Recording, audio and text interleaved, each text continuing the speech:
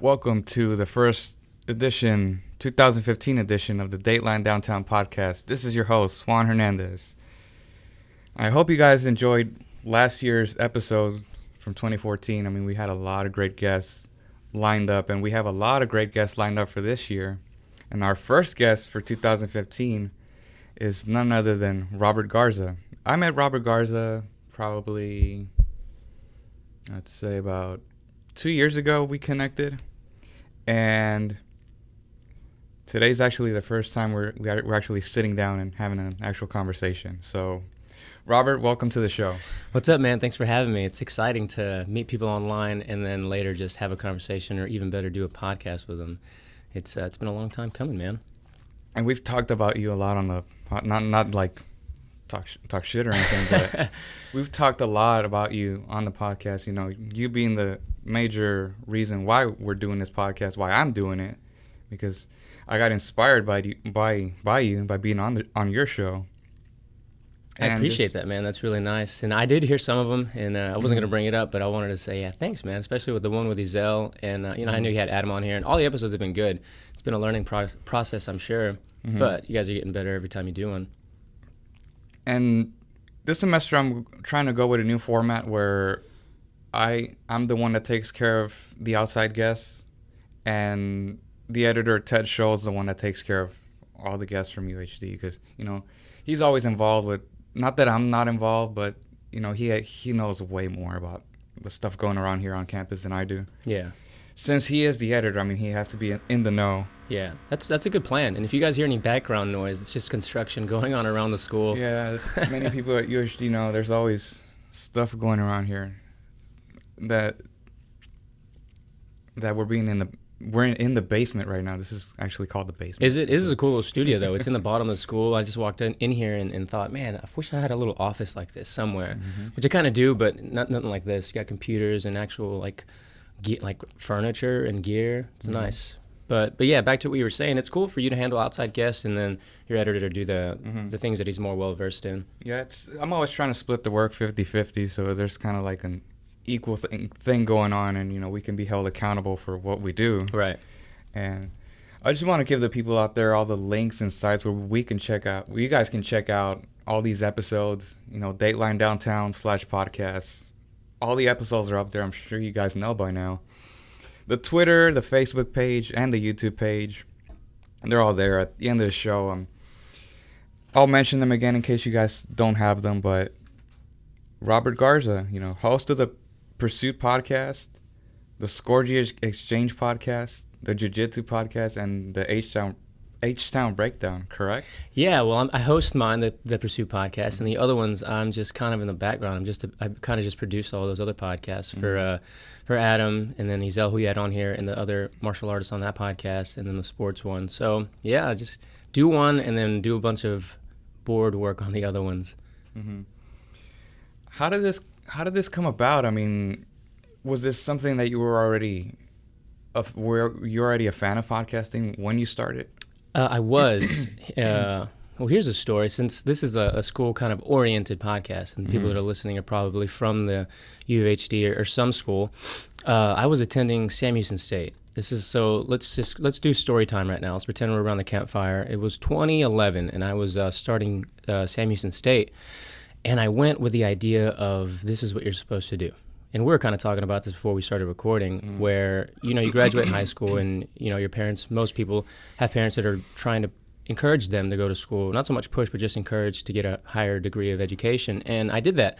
Got into SAM, and I thought, this is what I'm supposed to be doing, and quickly learned that I didn't want to do that anymore. So like halfway through my first semester, I just decided, I don't want to do this anymore. I kind of want to find out what else I'm kind of better at or want to do or feel just more fulfilled after completing it, because classes and projects and stuff weren't really cutting it for me. So to kind of condense the story a little bit, I came back to Houston with the idea of coming to the University of Houston, and I also wanted to be back in Houston because Sam and Huntsville was just too small town, too little, and there wasn't enough to do, and it was too much of a drive to be coming to Houston often. So I came back, and just join the workforce. I'd already been working since I was like 16, which in Texas, it seems like that's what everybody does. You know, a lot of people get jobs early, not because they necessarily have to, but they just want to. You know, they want to learn the responsibility, earn money, and do all that fun stuff. So started working, and the first job I got when I came back from school was at an office where I was sitting in a cubicle, and it was not fun, and it was soul-sucking, and I stumbled on podcast while I was in that cubicle because I listened to all my music.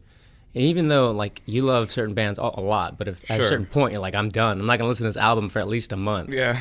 So I've been on that loop, like, right now. I'm like, I just want to. Who's the loop? Huh? Who's the loop right now? You're on the loop of no music? I mean, I want to be out of the loop. Oh. Sorry about that. I kind of want to be out of the loop right now for music. I'm just kind of like burnt out. Yeah. Taking a break for a little bit. Exactly. And I needed a break. And I didn't even know what a podcast was in 2011 until I just stumbled on it. Just by coincidence, I clicked on the podcast button back in the day. Back in, I guess, 2011, before the podcast app. In iTunes, at the bottom next to music was podcast. So I clicked on it and just listened to one, which was like This Week in Tech, which I still listen to, and some other sports podcast, and stumbled on comedy. And stumbled on all the ones that I still listen to, and I felt like, man, this is awesome. This is really cool. I want to do this someday. And that was 2011. And it wasn't until like a year later that I actually started, but I listened to podcasts for like a straight year and just learned audience, types and different show types. And then I started podcasting in 2012. 2012, wow, that's almost 3 years? It's almost 3 years, yeah. So I started like early to mid 2012. That's when I started my podcast, I guess, endeavor. And what was it like when you started? I mean, as far as the technical side goes, what kind of equipment that you have when you first start? I mean, I know when we first started, we're not like high end over here, like Joe Rogan Experience or anything like that, but we get close to that. Yeah, no, this is a cool setup, man. The Mac and the gear is exactly what you need to get a good show going like you guys have had. But for the evolution of my podcast, the actual show itself, it's still the same idea, and we can talk about that later of what the whole concept is behind it. But the gear was a phone, an iPhone 3 or an iPhone 3G, and an iRig microphone, and some old, like, kind of like a field recorder app that you could download. And I did everything from that one microphone. So when I had more than one person on, we would just, trade mics, and then I'd do everything. Yeah, and then do everything post-edit.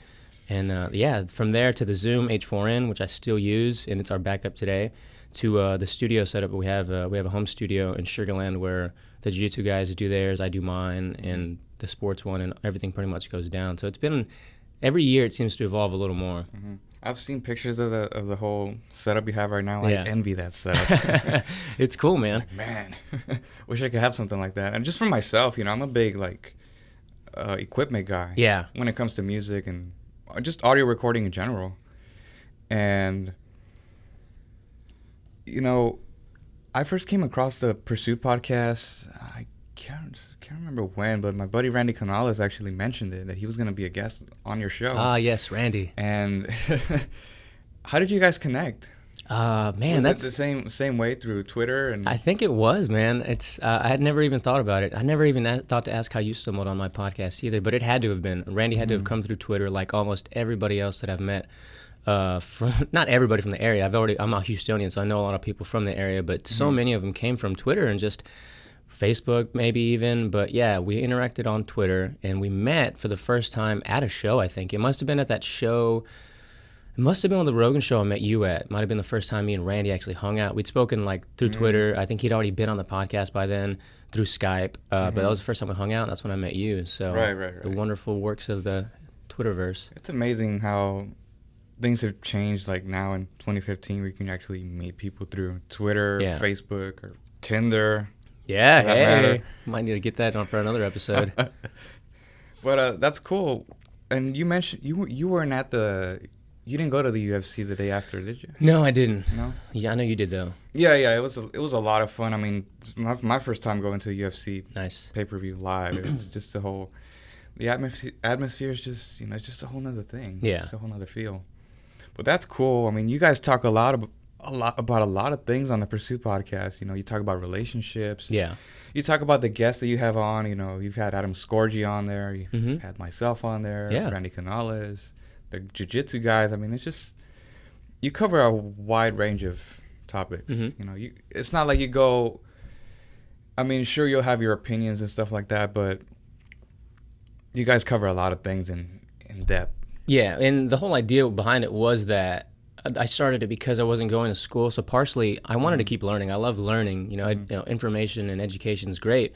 The fact that I didn't want to do the traditional route anymore kind of left me, optionless. There was nothing else. And then when I started doing this, I figured I like talking to people and I like finding out about their lives and their life experiences.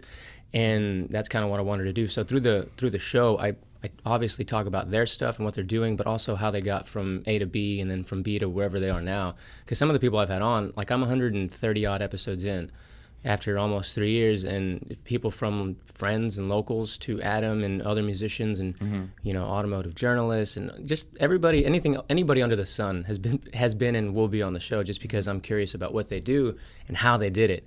And that's kind of where it still is right now. It's just finding out and kind of being a student of life. And it goes back to it being real. You listen to, I don't know if you listen to the radio anymore. I know I don't, but I used to listen to the radio, and it's, looking back, it's hacky stuff. Yeah. It's very, it has to be. It's very structured, and the main thing you're selling is advertisements. So when you do a podcast, it's pretty much free form, and you can talk about whatever you want. It's a good outlet to express your opinion. Absolutely. Whatever's going on, whether it be, stuff that's going on in the news, with these police shootings that are, they've always gone on in the past, but now they're just being covered extensively. Yeah. And I don't tell absolutely everybody, but a large portion of the people I talk to, I say, like I think Giselle had quoted, you should start a podcast, which I do say that all the time, because it's a great outlet. It's great for those that don't have anybody around them to kind of talk about the ideas they have or the opinions that they want to ping pong off of other people. That way, if you have a good enough product and a good enough voice and idea, once it's out there and people start listening to it, it has the potential to grow, I don't know, sky's the limit pretty much. Especially nowadays when people are being censored based on what they say, and it's just like you can't even say anything without consequences anymore. Yeah, and that's the beauty of this, is that you can censor it if you want, and you can't. All of mine are explicit. If you go to iTunes, everything has an E next to it. No, that's good. Like I was telling you before, that's beside the point. If people go on there and say, well, this guy cusses a lot, or it just depends on... It's your taste. Yeah, it's your taste, Yeah. I had somebody, when I first started, say, don't you think you're cussing a little too much? And I just looked at him weird, like, no, man, that's how I conversate. If it's applicable, I'll say it. If not, I'm not going to. If you're being aggressive against somebody, then that's another story. But, you're a big comedy fan. Who are some of your favorite comedians that you look up to as far as podcasting or just comedy in general? Comedy in general, I would have to say my favorites is Kevin Hart. I just like Kevin Hart's stand-up, the way he interacts. He's hilarious. He's really nice. He's a generous individual, but aside from him, because he doesn't really podcast much, he's done two. If no one's ever listened to him, he did one with Mark Maron on WTF, and he did one with Brian Callen on the Brian Callen Show, and those were great episodes. But him, I love Bill Burr. I love Rogan, of course. There's a lot of good comedians right now. There's a lot of good specials up on Netflix right now. Right. They pop up every day. I go on there. You'll see people like Doug Benson on there, or Joe Rogan, Joey Diaz, a legend in my in my book. But when were you first drawn to comedy, as far back as you can remember? Oh man, I've always liked. Well, for one, I was always the class clown, kind of. I was always getting into trouble, either class clown or troublemaker, either one. You can call them both. And I always just liked laughing, and you can hear it through the podcast. Like, I chuckle and laugh all the time, just not because maybe things are always funny, but just to try to also make light of situations. Like, I don't really like to be a downer. I don't like to be like mopey and Not all that nonsense. Take things too seriously. No, I don't. And, that could be to my own detriment sometimes, but I don't really, there's rarely a time when you should really genuinely be depressed or upset. There should, be a way to find, circumnavigate that and find the other upside, or just a way to, feel good about whatever's going on. Like a balance of sorts. Yeah, balance. Yes, I used to be, and we're kind of jumping all over the place right now, but it's the beauty of the podcast. It's a podcast, so I used to be kind of like that type of person, very serious and never like played around too much or anything like that. But look, starting to change a little bit. It's good. You gotta live life. Wow. Yeah, you got to live life. Dropping the mics here and everything. But No, it's all good. They can't see us. It's all right. But you really have to take it day by day. You know, you can't forget what's going on in the news about these police shootings and stuff like that. You know, people have to report on them, obviously, and to see what's going on and everything. But like I was telling another person on a previous episode, you have to be able to formulate your own opinion without just going off based on what Fox News said or CNN or MSNBC, because they're always going to be biased one way or another. You have to be able to, take into consideration what happened. Yeah. And, what's going on, what's going to happen, And that's kind of the beauty with podcasts, too. If you stumble across good ones, they're going to offer thought-provoking ideas that you most likely otherwise wouldn't have come across. That was kind of where I was at. There's your family, there's your relatives and your friends who are around you, and in that circle, those ideas just constantly float around. When you break out of that circle, you find a bunch of other things that you might not agree with, but either way, it's going to help you think a way that you wouldn't have thought otherwise. Especially when it comes to topics like politics or religion. Right. I love to philosophize on my show. I'm not a philosopher, and I didn't major in philosophy, though now I might actually go back and study it because it's just so fascinating. Pick up books and listen to conversations, and you'll start thinking and trying to make sense of it. It's not about finding the answer, but trying to just make sense of it. And we always bring up the Joe Rogan Experience a lot because that show has grown, it's immensely. And Joe Rogan... People might look at Joe and say, well, he's just another pot-smoking comedian, whatever. But, take some time to listen to his podcast if you guys haven't checked it out. It's really good. He really brings out a wide variety of guests. And he's very well educated, very well read. He's very knowledgeable about a lot of things, not just pot, not just science. He offers his opinion on a lot of things. Yeah, and I should have stated that at the very beginning when you asked how I got into it. It was obviously his show. I think my website still says Joe Rogan Experience Inspired, and just because of that, he has a bunch of different guests, and he talks about all kinds of different things, and he gives his own opinions. But at the end of the show, you were entertained, you were probably informed, and most likely inspired to do something. And that's kind of what I shoot to do with mine. Yeah, he's had a lot of great guests on there. People, his obvious circle of friends and comedians, Duncan Trussell, Joey Diaz, to people like Paul Stanley, which was one of my favorite episodes. That was awesome. As you know, I'm a big Kiss fan. I'm a big Kiss freak. I've been telling everybody that I'm a big fan of Kiss. Yeah, it's like me saying I'm a big Rogan fan. And like you were saying, a lot of people haven't listened to his show and kind of just have this preconceived notion of who he is. Still to this day, I know people that have been around me when I started my podcast and still to now, that haven't even listened to one episode of Rogan's, but they still have that judgment there. It's like, well, just listen to it. Maybe you'll get a better idea. And if you still feel that way, well, then then it's just not your thing. That's cool. I don't expect everybody that knows me to listen to my podcast and think it's great, but when people do ask me, when we hang out, hey, how's it going or what's going on in there? It's like, well, how about you download and listen? If you really want to find out what's going on, you can just download the show. It's free on iTunes and Stitcher and wherever else you get podcasts and find out what's going on. There you go, the Pursuit Podcast. Yeah, there's a selfless plug.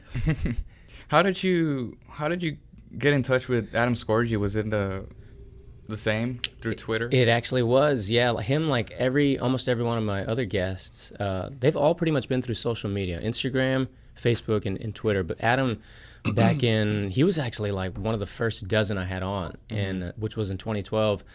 I shot him a tweet, and you and anybody else that interacts with him knows, he's pretty good at getting back to you, especially on Twitter and email too, if you have his personal email address. Right. Or text or whatever, however you want to communicate with that guy. He's always getting back to whoever's trying to get a hold of him. And I shot him an email, or I shot him a tweet, and we set it up. And within a couple of days or maybe a week or so. And since then, we just became friends, and we've worked on a couple of things. And it was cool, man. That was one of those experiences where, because of me wanting to just talk to him and quote unquote interview him on my podcast, I got to hang out with him later in life. Months later, he was in Houston, but also, I think back on the first time I saw his documentary, The Union. I was in 8th or 9th grade.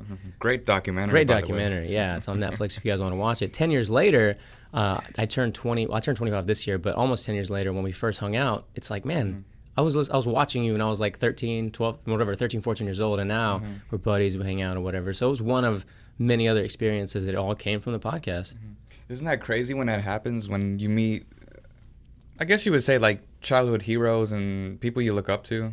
It's just crazy because I've met a lot of people throughout my time in college. Was kind of like, man, like I used to look up to you guys. Yeah. You know, wrestlers or musicians. Mm-hmm. Getting to interview musicians, it's just like, man, I've looked up to you guys for like a really long time, and now I'm interviewing you. I don't think about it as much when I'm actually doing it, but when I take time to reflect, I'm like, good God. Yeah, and as you do more of these too, you find that your mind is just sharper. You don't think about what you're going to say as much. Not necessarily you're not thinking about it, but it just flows. Like the question's there, you're still listening to the person, but you're ready to spit that question out and just keep the conversation going.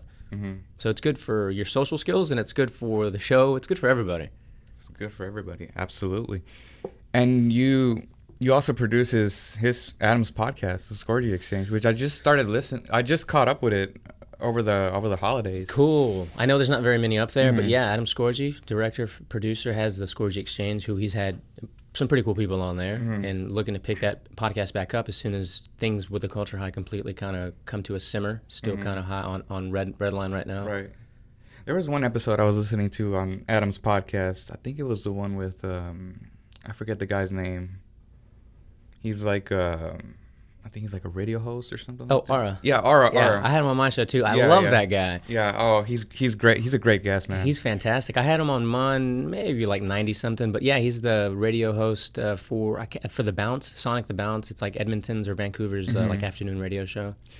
That guy's great. They started talking on this episode about wrestling. I was like, oh my God, like I wish I could be in that room right now and just talk wrestling with these guys. I would have never known had I not listened to that podcast. Yeah.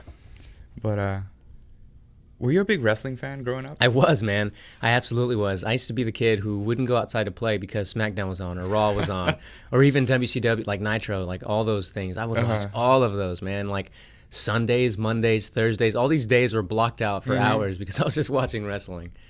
We used to always go to the store. I think it was on either Thursday. I think it was Thursdays.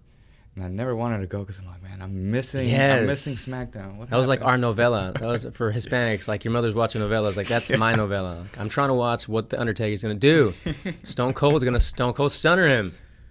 It was just good. It was good entertainment. I first came up with wrestling in as far back as,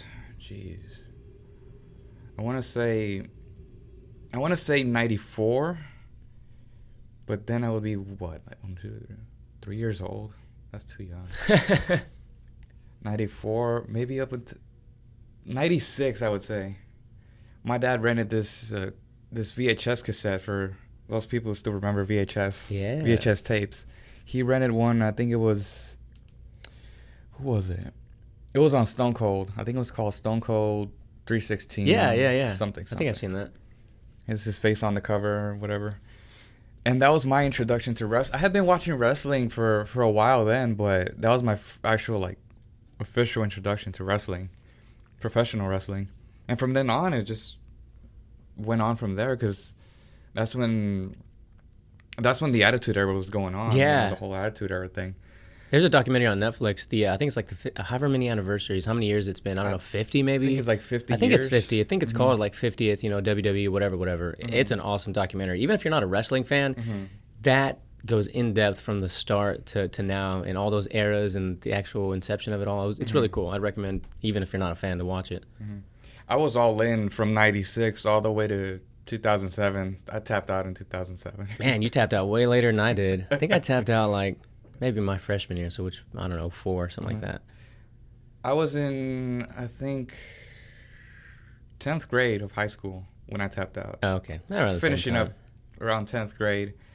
I don't know. I had this teacher, this English teacher. She was always, she found out that a certain group of us were into wrestling, and we would watch it every week. And I don't know, just something about that turned me off big time. I don't know what it was.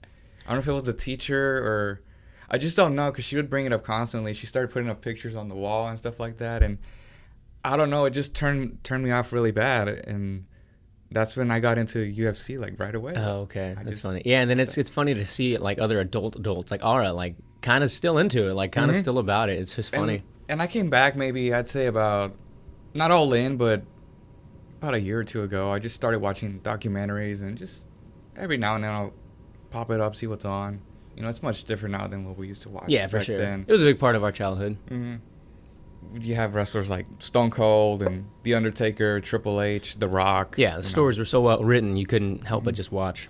And now I feel, in my opinion, now it's way too oversaturated, and I feel that people think about it too much with social media and stuff like that. You know, it's just a good form of entertainment, you know, and there's still fans out there. There's still a lot of demand for it out there. If you're a fan, hey, I'm still a fan. I'm still going to be a fan. Yeah. Whatever. But yeah, I made that transition to mixed martial arts like right away in 2007. And I didn't see my first fight maybe up until, I forget what was the first fight I saw.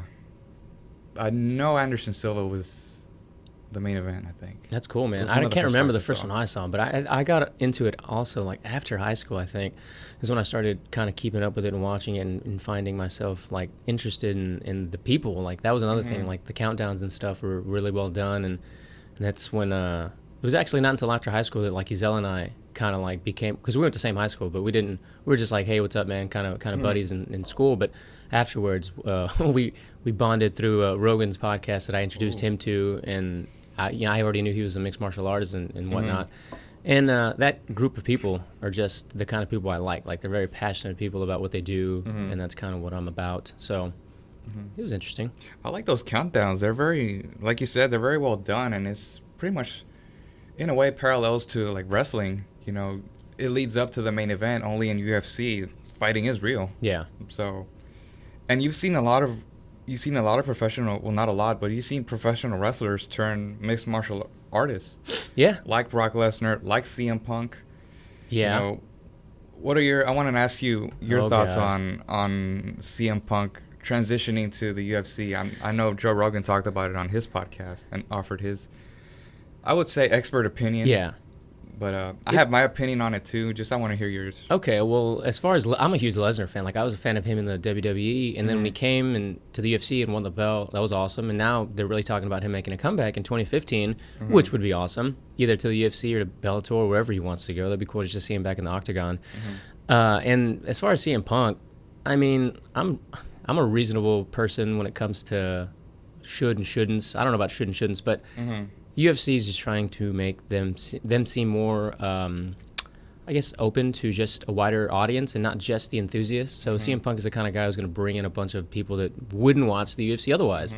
It's just numbers, it's business, and that's okay, I guess, But if you're an enthusiast, like I would say I am, and a lot of other people are, it's not cool because he didn't work his way there. He didn't train all his life.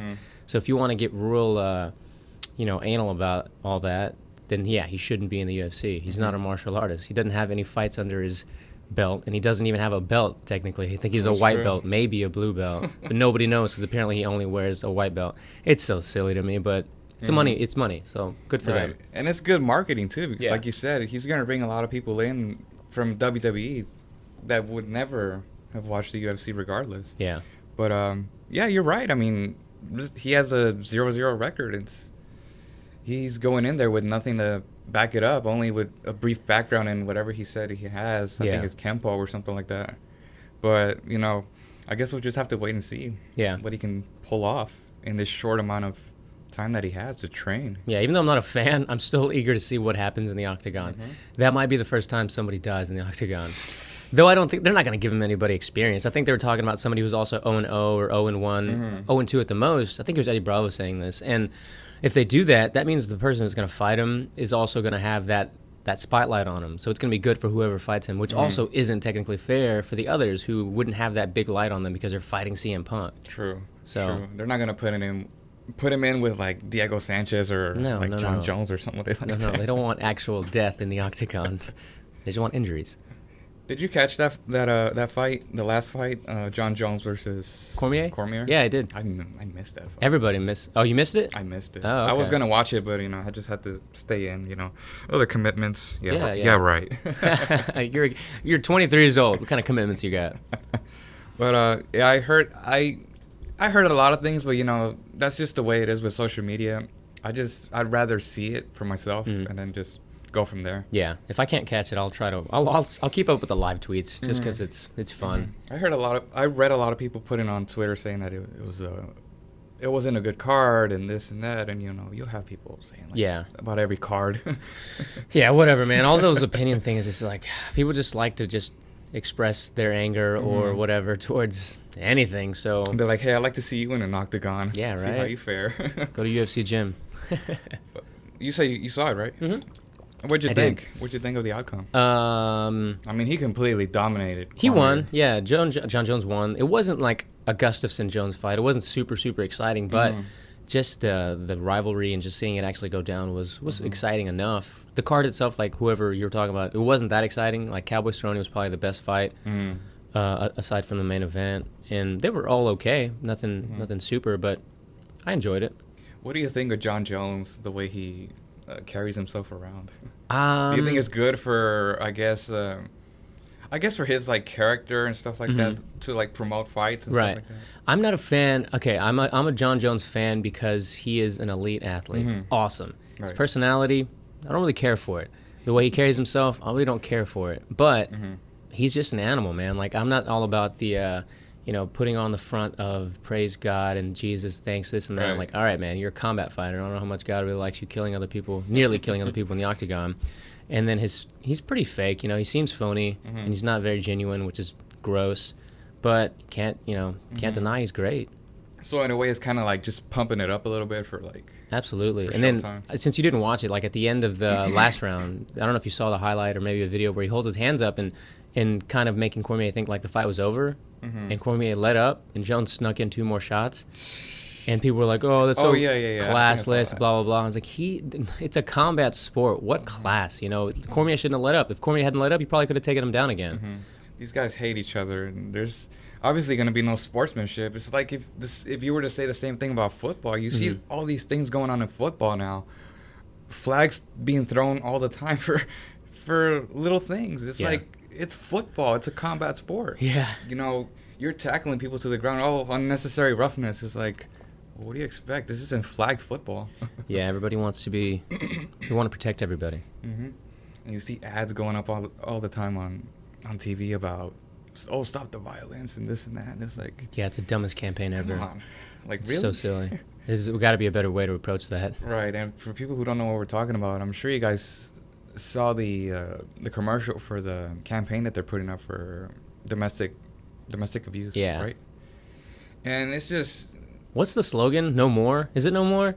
It's something like that. I should know it as many times as I've seen it, but it's just ridiculous. People like Eli Manning and other football players crying, looking all sad. Yeah, celebrities and stuff. Like, there has to be a better way to approach this. Yeah. It's like, what happened, and with the whole Ray Rice thing and. What's the other guy's name? Peterson.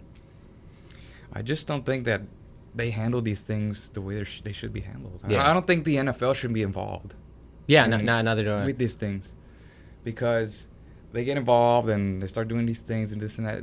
That's a separate issue. Yeah. That's whatever goes on in your personal life, hey, that's your stuff. Just don't bring it in here. Yeah, that's the way I feel about it too. I hope people don't listen to this much in and then think that we're bad people. It's like no.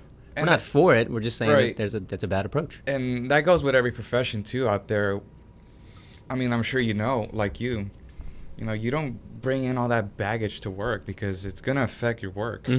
And people are they're gonna pick up on it right away. Yeah. You're either gonna get fired or you're gonna suffer the consequences. Yeah, I like talking about that on the show and with people in general. Just your attitude towards life. The way you just approach other people in relationships.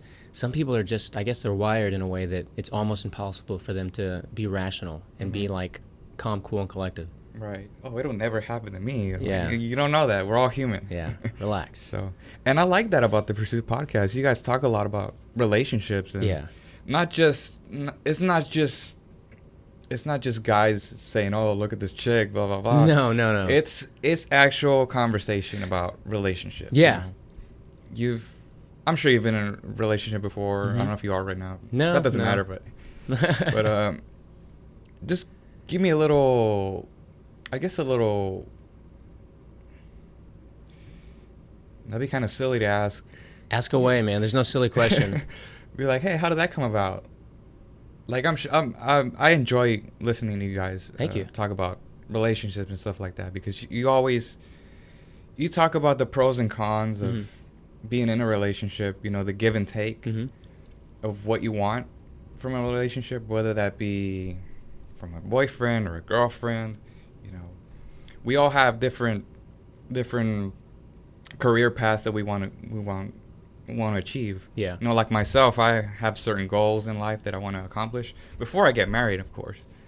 Much like my girlfriend as well, you know, I just, it's something that I don't want to mess with because I know the outcome. One of my favorite subjects, as you know, man, where do we even start? What a turn from WWE and UFC to relationships. Hey, I like it. This is the first episode of 2015, so I like it. I all like bets being are off. all over the board. I like it. And the new format, so I mean, you guys are you're gonna find out a lot about UHD in upcoming episodes, so don't worry about it. Yeah, don't worry about it. It's We're all on good. vacation right now. Yeah, this is technically still vacation for Juan and the school. But with relationships, man, I probably have the most different and just bizarre approach to it in comparison to my close friends and loved ones. Because growing up, just outside of Houston in a small town, there's a certain small town mentality that comes with a spouse and careers and all that jazz. Right. But as I grew up and I went through relationships and I went through experiences that didn't always end in your favor or didn't always, even throughout it, were in your favor, I kind of have the outlook now that a relationship is more about finding out the things that most people go into one, trying to find out the things that they like about that person or that relationship. I think it should be the way around, where you kind of find out the things you don't like. So then when that one more than likely doesn't work out, you don't find the same things or you don't go through the same things with another person. And then it boils down to being selfish, Juan. I like being selfish because there are certain things that I, like you said, want to achieve or do or come and go or whatever. And it's difficult to please somebody else when you haven't really figured out how to please yourself 100%. It really is. And you really have to, and it all comes down to pleasing yourself first, because if you can't please yourself, then you're not going to be able to please anybody else. Yeah. In terms of, and people are always working all the time, busy with school, and it's hard to juggle all those Absolutely. things.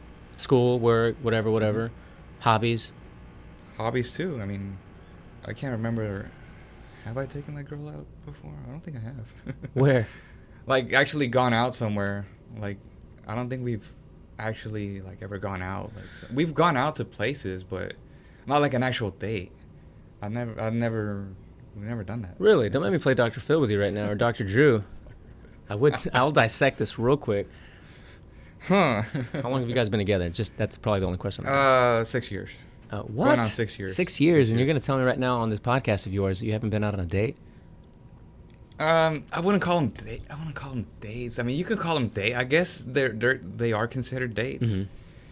But I necessarily wouldn't call them dates just for, I don't know, that whole traditional going out type of thing, You don't get ready on a Saturday night and go out. No, it's just, I guess we're always busy with doing our own thing. Huh.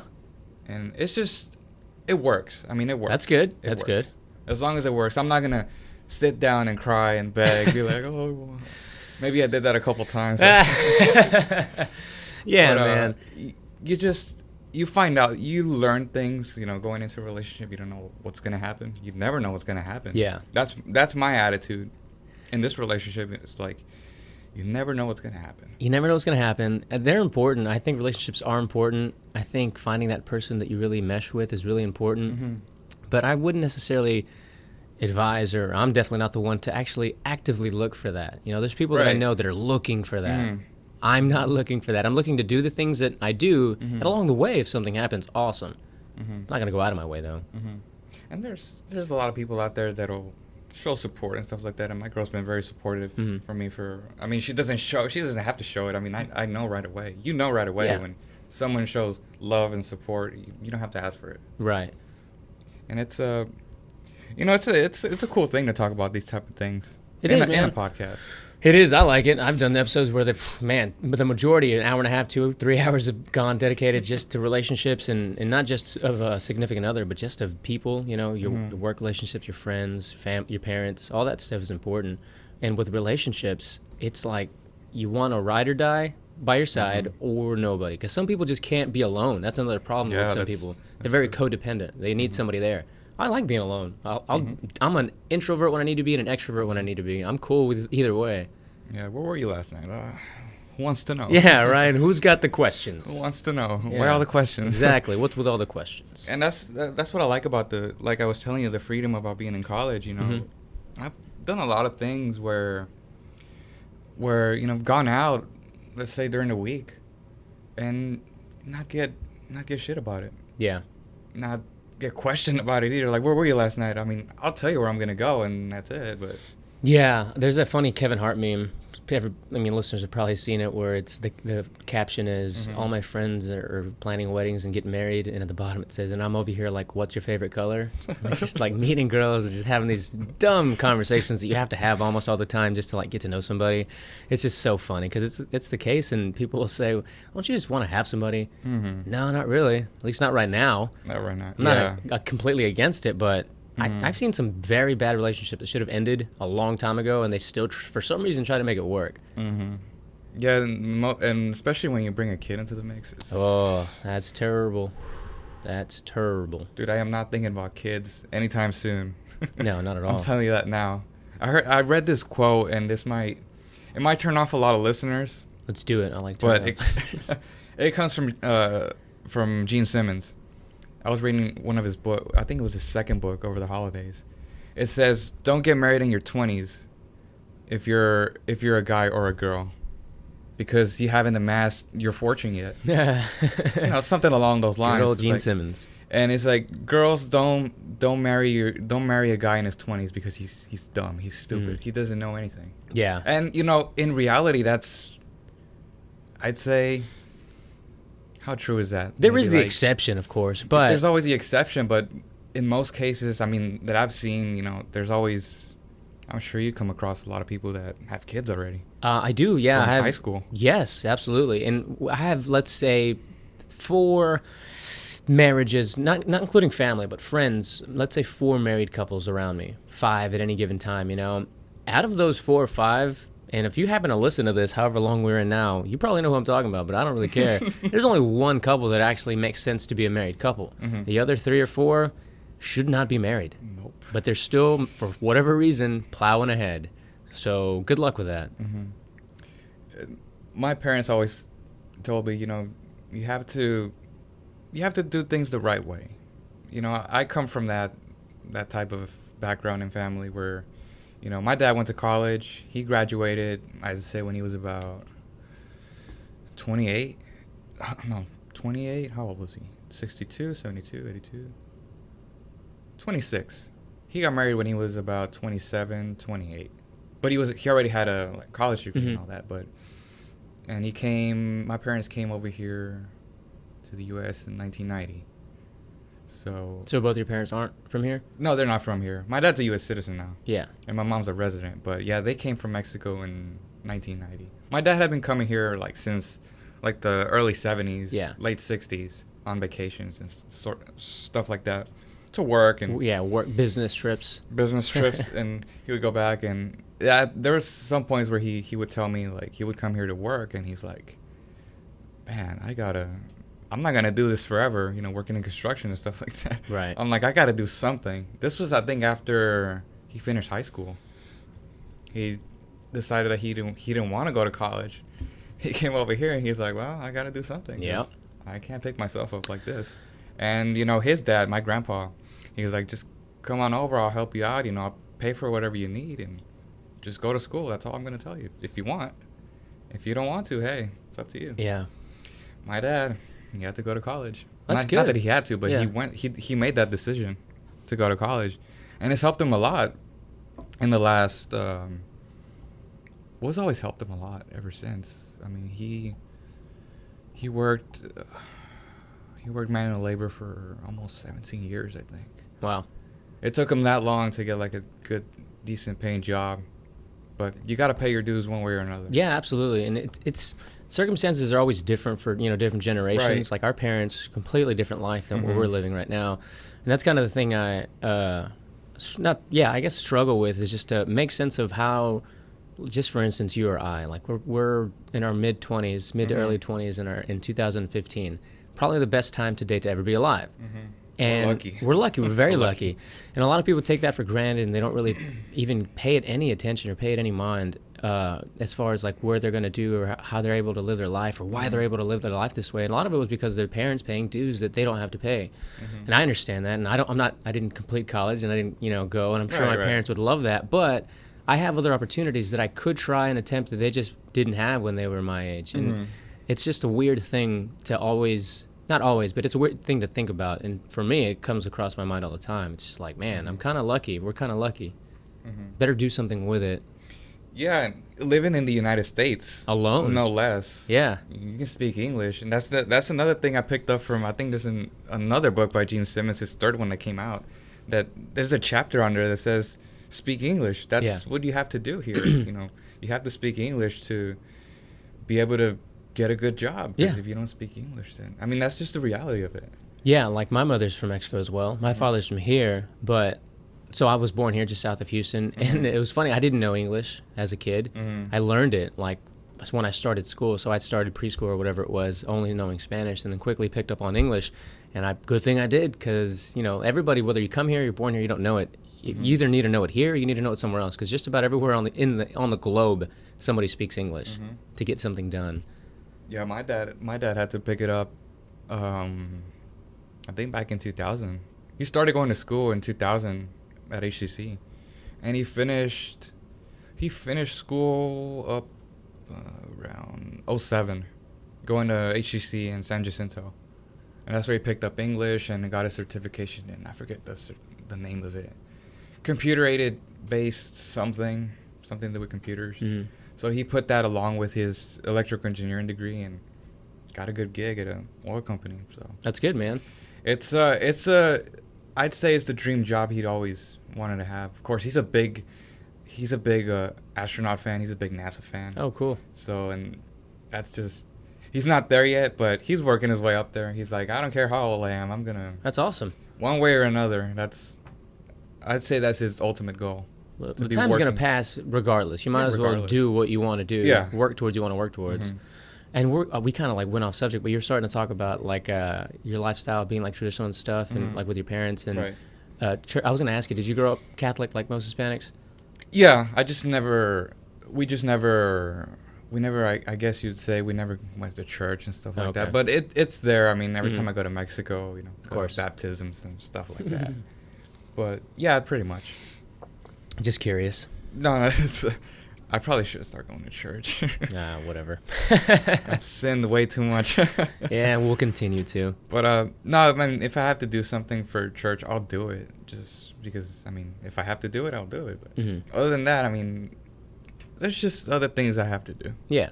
Other interests. Not that going to church is bad. It's just something I don't do. Yeah, it's okay. You're not going to push away any listeners, man. If you say you don't like going to church, I don't like going to church. I'm very open about that. I'm sure a lot of people don't go to church. Absolutely. As more generations grow, they're less and less are going to go to church and be quote unquote religious. You find out, I've learned a lot of things about religion. And going to school and learning about things on my own and listening to other people's opinions is like, man, that's brainwashing in my opinion. Yeah, if you really want to find out like what's up, you can go and do some research and find other things that you never heard growing up and just weren't told. Just recently, on my trip to Mexico, one of my relatives, they're Jehovah's Witnesses. Like, Jesus Christ. And I don't know, my mom, they went to visit and they got into this whole discussion thing about religion and stuff like that. I was telling my mom, man, I would have just walked out of there, Yeah. knowing what they said and all this stuff like that. Yeah. I'm like, I just would have walked out of there. There's no reasoning with these type of people. Yeah. No, there's not. That goes for just about every religion. If somebody else is trying to contradict what you're saying, there's no reasoning. And now I've kind of found fun out of it, though. And not saying, like, not reasoning with type of people, like, saying, like, Jehovah's Witnesses, but people that are like that, that they just want to tell you, okay, this is what this is, and that's it. Yeah. That's all I believe in, and you should blah, blah, blah, blah. Yeah, I can't Those think of type the word, people. but yeah, those people. I know what you mean. There's a word for that, but I can't Yeah. remember what it is. But yeah, now when I had those conversations come up, I kind of just, when I was younger, I would definitely be more aggressive about it. Mhm. And I'm still kind of aggressive about it, but I've learned to take my foot off the gas a little bit and kind of just let people describe what they mean and tell me what they feel and maybe even try to convince me. But you're not going to convince me. You can try to convince others, though I'd never recommend it. Just talk about it and entertain it and okay, whatever, man. But whatever, that's your thing. That's Yeah. fine. And the same goes with politics, too. I mean, Yeah, same thing goes I've with all that. learned a lot just working with this newspaper about politics, and I'm like, man. At first, I was for one side, but now I'm in the middle. Yeah. I can't be on. Although I agree with a lot of things that both sides have to say, both Republicans and Democrats, I just don't agree with a lot of things that they both have to say either. Yeah, you don't have to be right or left, or let's go right down the middle and see what makes sense. Yeah, the freak party. There you go. Well, for you Rogan fans, you might know what that means. But it's, and with mediums like podcasts, it's always, and we've always said this before, it's always good to have this type of medium where you're able to talk about, especially for debates, you're able to argue your side and present your side, and also be able to hear the other person's side, what they have to say. Yeah. Because if there's no balance, then you're just being biased towards something, whether that's religion or politics or whatever the hell's going on in the news these days. I've been so turned off since the holidays started. About politics? About just news in general. Yeah. I just don't want to, you learn a lot. I've learned a whole lot, I'm like, who the hell cares about what's going on with Kim Kardashian and stuff like that? I mean, there's always that little percentage of the population that does care. But pretty large percentage, actually, huh? It's crazy to think how many people actually care or are interested. Sadly enough. Yeah. About whatever TMZ posts every day. Oh, Kim Kardashian this. Oh, Justin Bieber, and it's always bad stuff. It's never good stuff. It's never, oh, this guy did something for charity or this guy raised money for whatever. Yeah. It's always something, oh, Justin Bieber was arrested for, who cares? Yeah. That's his problem. As uninteresting as that stuff is to me and you and a lot of other people, in the back of your head, you also have to think, though, like, these people are making their living this way, and that's kind of just the way that, they're making the world go round, and you really can't pay too much attention. If you're not into it, obviously don't pay any attention to it, but if it comes across your path, you kind of just ignore it or whatever, because festering on why it's stupid and sucks is also kind of useless. Though I still do that. And that also comes with the issue of privacy too. You hear a lot about these leaked photos and leaked videos, and I'm like, where does this all end? And I'm sure privacy is gonna be non-existent in the next couple years. Yeah. With the whole iCloud thing and the Sony hackings, and that's why I turned off completely. I'm like, after school ends and once the holidays kick in, hey, I'm out of here. I'm off the grid. I know what you mean. I talk about a lot of stuff on my podcast. So a lot of things I'm an open book, and a lot of the things that go on around me are known to whoever listens and downloads. The only thing I really want private is just like, how about bank information and just that kind of personal information. But other than that, I don't really have a lot of things to hold. I say that now, but in 5 years, I'll be like, shit, I hope they don't find that out. No, I don't know, man. It's going to be crazy. Time's just going to continue to get more and more bizarre, and we'll just have to learn to adapt. There's this thing that Bill Burr talks about on his podcast about banking. He says he doesn't do online banking. Yeah. Because he's all like, what does he say? Something like, they tell you that it's secure or something like that. He's like, how do you know it's secure? It's like, it's my money, blah, blah, blah. It's funny. He's got a funny bit on it. He's like, I'm just going to stash my money under the bed and under my mattress. Keep a shotgun. Just wait for the whole world to collapse. Yeah, I've heard. That's so funny. And he's right. I do online banking, and it's like, I don't want anybody looking into my accounts. It's like, who gave you permission to look into my accounts? It's like, oh, you have this. I'm like, who told you that? Yeah, it's kind of the price we pay to have all these cool gadgets and accessibility and easiness. Like, oh man, I wish I didn't send that text. Yeah, right. Oh, yeah, that's never going to go away. Oh, that forever will exist, especially if you've had some alcoholic beverages. Yeah. sending some very provocative pictures or videos. I didn't say that, Juan. That was Juan Hernandez, not me. Whoops. Better turn off the iCloud right now. Right. But it's all up there with the whole iCloud thing. People who, and myself, I back up to the iCloud. Yeah. It's probably a big mistake. Yeah, well, we'll find out soon enough. Oh, well, but it's very convenient when you buy a new phone and you can just back up all your info on there. It's very easy. Yeah, they make it to where you almost can't not do it. Mm-hmm. It's like, oh, well. What are you going to do? Live. We're going to live, Juan. We got to live. We're going to live and evolve. It's like Joey Diaz says, whenever I'm doing jiu-jitsu or, I'm out living. Yeah. I don't want to know about no Facebook, no Twitter. I mean, you know how he is. I love listening to his podcast. I was just listening to it on the way in. Yeah. He had I think his latest guest was Billy Corben. Ah, yes. Cocaine Cowboys. Cocaine Cowboys. I got to edit one of his episodes with Adam. Oh, did you? Yeah, he had him wow. on there on one of them, and it was cool, man. Just getting to get the first peek of that interview or whatever. Total non sequitur. Didn't have anything to do with it, but. Oh yeah, that he was on his podcast. Yeah. I just remember I listened to it. I just remember just now. Very interesting conversation. No, it was really good, and I'll probably watch the documentary later on. I've been wanting to watch it. I've just been catching up on a lot of things since I've been back. It's been really hard to catch up on everything. You have all these shows now on Netflix that are coming up. Yeah, not information, but entertainment and just the amount of stuff out there. There's so much stuff out there. And yesterday, like whether it's podcasting or music or documentaries and movies, there's so much out there for people, so much content that it's hard for those creating the content to, one, get eyes and ears on it, and two, keep pumping it out. For me, like with this podcast, it's fun, it's easy, and I like doing it, so I've continued to do it. It doesn't have 11 million downloads like a Rogan show, but it has a significant amount of downloads, and that's cool. And if I keep doing it, maybe it'll just, out of nowhere, shoot up into the sky and explode. No, it's good enough to brag about it by now. Oh, no, I wouldn't say that, man. I wouldn't do that. Me neither. Not on this podcast. Wait a minute. But no, that's been cool, and like I was saying, there's just so much to catch up, especially when you're busy, when you're working, or you have stuff to do for school, and you just take care of other things. And up until the holidays is when I really had a chance to just sit down and watch a movie or watch a show.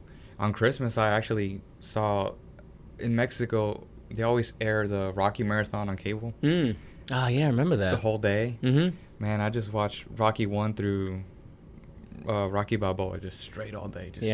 Just watching it, just enjoying it. It's probably like one of the best series out there as far as movies go. I just love watching the training scenes and stuff like that. Stallone, for a guy his age now, he's just he's just insane. Yeah, insanely jacked up on all kinds of stuff, but he still performs. And even back then, it's just such an entertaining story. Like, who doesn't like the the triumph, the coming from nowhere to greatness, to ending up hating himself. I think by the third one, he just didn't want anything to do with what was going on. I think it was when he lost the belt too. It's like we're actually talking about an actual I know, fight. right? It's like, oh, Jesus. Yeah. When he lost the belt to, what's his name, Clubber Lang. Yeah. And he was just down in the dumps about everything. And it's like, dude, you just got to get on up. You're going to lose. Because he was never used to losing. We're breaking it down like it's a UFC fight. Like, this guy, he has the heart of a lion. Yeah. And up until then, I think all his fights were fixed in the movie. Oh. I think he learned about that later on. I don't know who told him. No idea. But, you know way more about Rocky apparently than I do. Yeah, just said I always watch. I never get tired of watching those movies. That's funny. I think at that point I read something on the internet, and I don't know if this is true or not because I read it from the internet. Yeah. But something that saying that Stallone was down to, I forget how much body fat percentage he had, but it was extremely it sounded very unhealthy. Yeah, it was like 6% body fat. Something like that. Something ridiculous. Yeah. At that point, I'm like, man. He was ripped by Rocky. I think he was in his peak maybe by Rocky 4 when he fought Drago. Uh-huh. You could just see his upper body is man, it's just shredded. You rarely see that nowadays. No, yeah, shred fest. No, you really can't. I mean, other than bodybuilders and fighters before they fight, that's very unhealthy to be that way. Right, and especially when you see guys like like I'm right now. I know we've jumped all over the place on this podcast. Yeah, we whatever. have. It's all good. But it's all good. I mean, we talk about interesting things on this podcast. I hope. I hope so too. No, I'm I've been kidding. bombing for the last hour. Nah, man. But right now I also read books when I have the time when I'm not in school. When I'm in school, I just can't. I can't focus on reading other things. Outside stuff, yeah. Yeah, I have to focus on reading stuff for school. The and stuff curriculum. like that. Yeah, the core curriculum. Right. Which I just finished this last semester. Congrats. Got further than I did, sir. Usually people finish like the first 2 years, but there was only one class holding me back. I think it was history. But I wanted to take it with a certain teacher because I had taken his second part before. And I just loved the way he taught the class. Yeah? It just flowed like he was telling you the story, and you could just picture it in your mind, and it stuck. Great review on Rate My Professor. Yes. Great review. Great website. And speaking of, what were we talking about? Oh, reading books, right? How many books did I read over the holidays? I'm on my third one right now. Wow, good for you. And I've read a lot of books. I don't want to brag, but I don't want to brag, but you know. I've read a lot of books. Oh, yeah, well, listen to 1,000 hours of podcasts. Does that count? You're like, I don't want to brag. That counts too, because I listen to podcasts. Yeah, listen to a lot. But I'm reading Arnold Schwarzenegger's biography right now. Oh. I'm halfway through it. It's Love that guy. A really thick book. Yeah. I love, like you said, when you're doing podcasts, I love finding out about things. Mm-hmm. I'm just curious about a lot of things. I love finding out about how people got to where they are today. Yeah. Much like Arnold, what he went through his bodybuilding phase, through his, I wouldn't say phase, but yeah, through his bodybuilding phase, and then how he transitioned to his acting phase, acting career, all the way down to politics. It's, how many people do you hear, have you heard do that? It's very, very rare. Yeah, it's very rare. There's some shorts on YouTube, like short documentary type films and videos on Schwarzenegger that are super interesting. And yeah, like you were saying, asking questions, that's great. Having an inquisitive mind is crucial. Like that's an important part of being a human being. It's kind of off-putting when somebody just they don't care about anything, they don't ask any questions, they're kind of just, not to insult anybody, but just aimlessly walking through their day-to-day life. It's bizarre to me, but if it works for them, who am I to judge? Yeah, like I was saying, I mean, his career is, he's one of my many childhood heroes. I have a lot of childhood heroes that I looked up to. Yeah, I love Arnold as well. But, seeing him transition from, and I was very young still at the time when he transitioned to politics as governor of California, but I still remember him being the governor of California and how I haven't gotten to that part of the book yet, but the part I am in right now is the part where I think he was about to start working on the Terminator, which came out about 1984, if I'm not mistaken.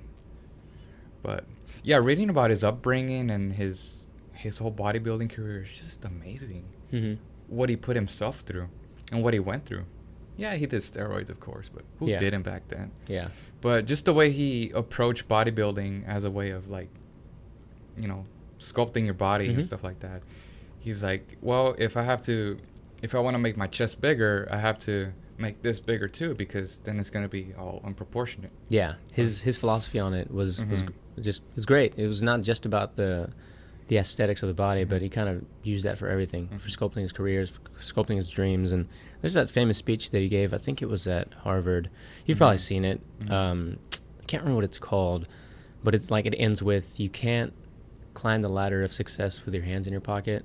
It's that famous line. But that whole little speech that he gives, somebody like narrates it, or somebody, they did a mashup of like clips from, Pumping Iron and a bunch of other stuff with him talking in the background. It's just really motivational. If you need some motivation for the gym or for life, go look up Arnold Schwarzenegger videos.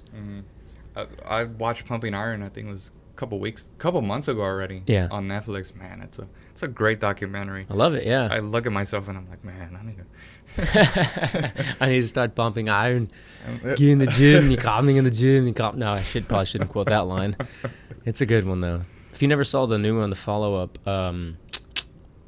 Generation Iron. It was good. I think I came across it on YouTube one time. Where you have people like, I think it was people like Stallone and The Rock talking on there. I think it was that one. I'm not sure. Well, Generation Iron was the same makers of Pumping Iron, but it was the documentary on bodybuilders today. Like Jay Cutler was barely in it because I think he was injured, but you have Kai Green, versus Phil Heath, which are like the two main guys right now. Okay. And it was cool. It's called Generation Iron. They showed it in select theaters last year when it came out, last summer I think. And now I think you can buy, you can buy it online. I don't know if it's on YouTube though. It's another one then. Yeah, because I saw this other one. Probably you've seen it already, called Bigger, Faster, Stronger, I think. And it talks about bodybuilding and the whole steroid scandal and stuff like that. And people would be surprised. There are bodybuilders out there that still do steroids to this day. Not for... It's very controversial. It's a very controversial documentary. They say they don't abuse steroids, but I mean, there's a lot of people out there that abuse a lot of things. Oh, yeah. Steroids, alcohol, drugs. Again, like Joe Rogan says, cheeseburgers. There's just a lot of vices out there that people need to get a hold of and kind of balance it out a bit. Not saying that you shouldn't eat cheeseburgers. Not saying that you shouldn't do steroids. Hey, to each his own. Yeah. Am I right? Balance, man. It's that balance. And it all just kind of comes down to how well... mentally, how mentally fit are you? Right. And me, I'm a little guy. I'm not that big of a guy. I'm a little guy. I know I'm never gonna get like really huge, but I do want to be fit, be lean. Yeah, man, just eat and work out. I'm sure long you'll run. get wherever you want to get. Sure. That's all I'm looking forward to. I don't want to be the next Mr. Olympia. Yeah, next Mr. Olympia, or be 60 and be like, oh, like I can't walk anymore. Or right. Stuff like that. Mr. Olympia 2060. Yeah, there's a lot of things that people don't take into consideration when they're doing things like steroids or stuff like that. It's like those things have a lot of side effects. Yeah, no. Those guys obviously better be doing it professionally through doctors. Yeah, through doctors or scientists. Even then, it's still, to me, it's still cheating. Yeah. You're not. Yeah, I hear that, but all I hear is things wouldn't be as fun if people weren't using performance-enhancing drugs. Right, true. And in a way, I mean, it does help. I mean, Arnold said it himself. He used steroids. He admitted to using steroids. Yeah. Back in his heyday, and hey, that was back then. There wasn't as much regulation. Yeah. Back then, but he was successful and he transitioned into making movies. He made a lot of really good movies. There's a few that kind of stunk. Oh, I'm sure there's plenty. I like Kindergarten Cop. Some people think it's a terrible movie. movie. Man, that's one of my favorites. I wasn't even born when it came out, but amazing. What else do I have on the list? We've covered a lot of things in this last hour. In. How long were we in? About an hour in. Oh, cool. Wow. That flew by. I could go all day with this. Hey, man, I got time as long as you want to keep talking. Yeah, I got all the time in the world, too. For now. For now. The listeners aren't like, man, fuck these guys. Yeah, they probably tuned out already by then. No, I hope not. But I wanted to get a little rundown as to, like, the list of podcasts that you're currently listening to right now. Just like a brief rundown. I mean, you can list all of them if you want. No, literally, man, you wouldn't believe I listen to like 12 hours a day worth of podcasts, if not more. It's ridiculous for most people, but my day job consists of driving for a company, so I have a lot of time to listen to audio. Just real quick, ones I would recommend for people would obviously be the Joe Rogan Experience. I listen to that one, obviously, when it drops. That's a good one. And then that would be the number one. Other guilty pleasures are The Fighter and the Kid, Smoking Tire, You Made It Weird with Pete Holmes. That's Deep Bro. And pretty much anything else that you'll find in the top 10 of comedy is always good. They shift around, but they're always great. Those are my guilty pleasures. But if you look at my queues on Stitcher or on my iTunes app, there's just like 50 subscriptions on each one. Yeah, I'm at the point right now where I have to catch up on everything that I've missed. Yeah, because there's just so many out there. It's a lot of content, yeah. And if you want to learn some stuff, Radiolab and the TED Radio Hour are awesome. Hardcore History too. I hear. Hardcore History, yeah. Dan Carlin is another really good one. I listen to a lot of entertainment podcasts. Yeah. Such as Anthony Cumia's show, Jim Florentine. You know, he's a really good comedian. Bill Burr, that's like a must-have on Monday there. morning podcast every Monday. It's amazing how he just plugs in and just starts riffing by himself. Yeah, I remember doing that like the first couple, and then thought, I can't keep this up. I don't have that. I don't have that skill. I probably have enough rage, but Yeah. I don't know. It takes so much energy to seem that, at least seem that mad. If you're not really that mad, it's a lot of energy to pretend. It's like, you're not dead. You know, dude, Rosie's over here calls me about the Celtics. Yeah, what are you going to do, huh? What are you going to do? I like how he just moves back and screams in the microphone. This is so much inside baseball for people that aren't existing podcast listeners. That is true. And it comes with every podcast too. They all have their own little, I guess, what do you call it? Their own little thing. Yeah, they have their themes, and then also if there's more than one person, it's very personality driven. I was telling the jiu-jitsu guys this. Like sometimes, if people listen to their show and they like the content, but they only like Ezel and Scott, and they don't like the other two, or vice versa, that person will have to make the choice. I want to keep listening because I like these two guys, but I don't like the other ones. And sometimes you just want to listen to educational stuff like Dan Carlin or Radiolab. Sometimes you want just entertainment. And that's what I try to do, is kind of incorporate a little bit of everything under one umbrella, because I don't have multiple shows that I do. There's no need to. And that's the way I wanted to do this whole podcast. Try to incorporate not only the newspaper into it, but also just stuff that's going on around that people want to talk about. Not just politics, not just religion. Yeah. People get sick of that stuff really fast. Yeah. I would have. You'd be like, oh, this guy's talking about Ferguson again? I mean, we've covered that topic maybe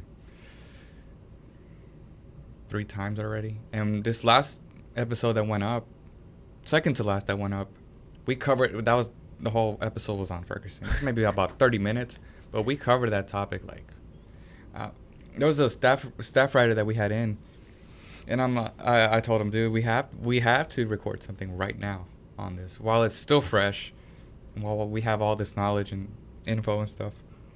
And don't make it 5, because I don't want to seem like a complete moron talking about that. But yeah, we covered that, and by then I'm like, okay, that's it. Yeah. Unless something new comes up, then we'll talk about it. But till then, it's like it's the same thing that's going on in the news every day. Yeah. Oh, shooting happens. It's like, yeah, shooting happens. It happens every day. Yeah, they would just be regurgitating the same thing like the news. Yeah. Oh, another last night I saw an article on Yahoo, breaking news article saying that 2 NYPD officers got shot. I'm like, again? I'm like, yeah, this happens. This happens every day. It comes with the profession. Yeah. It's like saying another person died today. Really? Like, yeah, it happens. Another person was born today. Yeah, it happens. Stuff's going to happen all the time. You see all these people protesting. I'm like, they don't know what they're protesting. Yeah, some people are just bored and want things to do.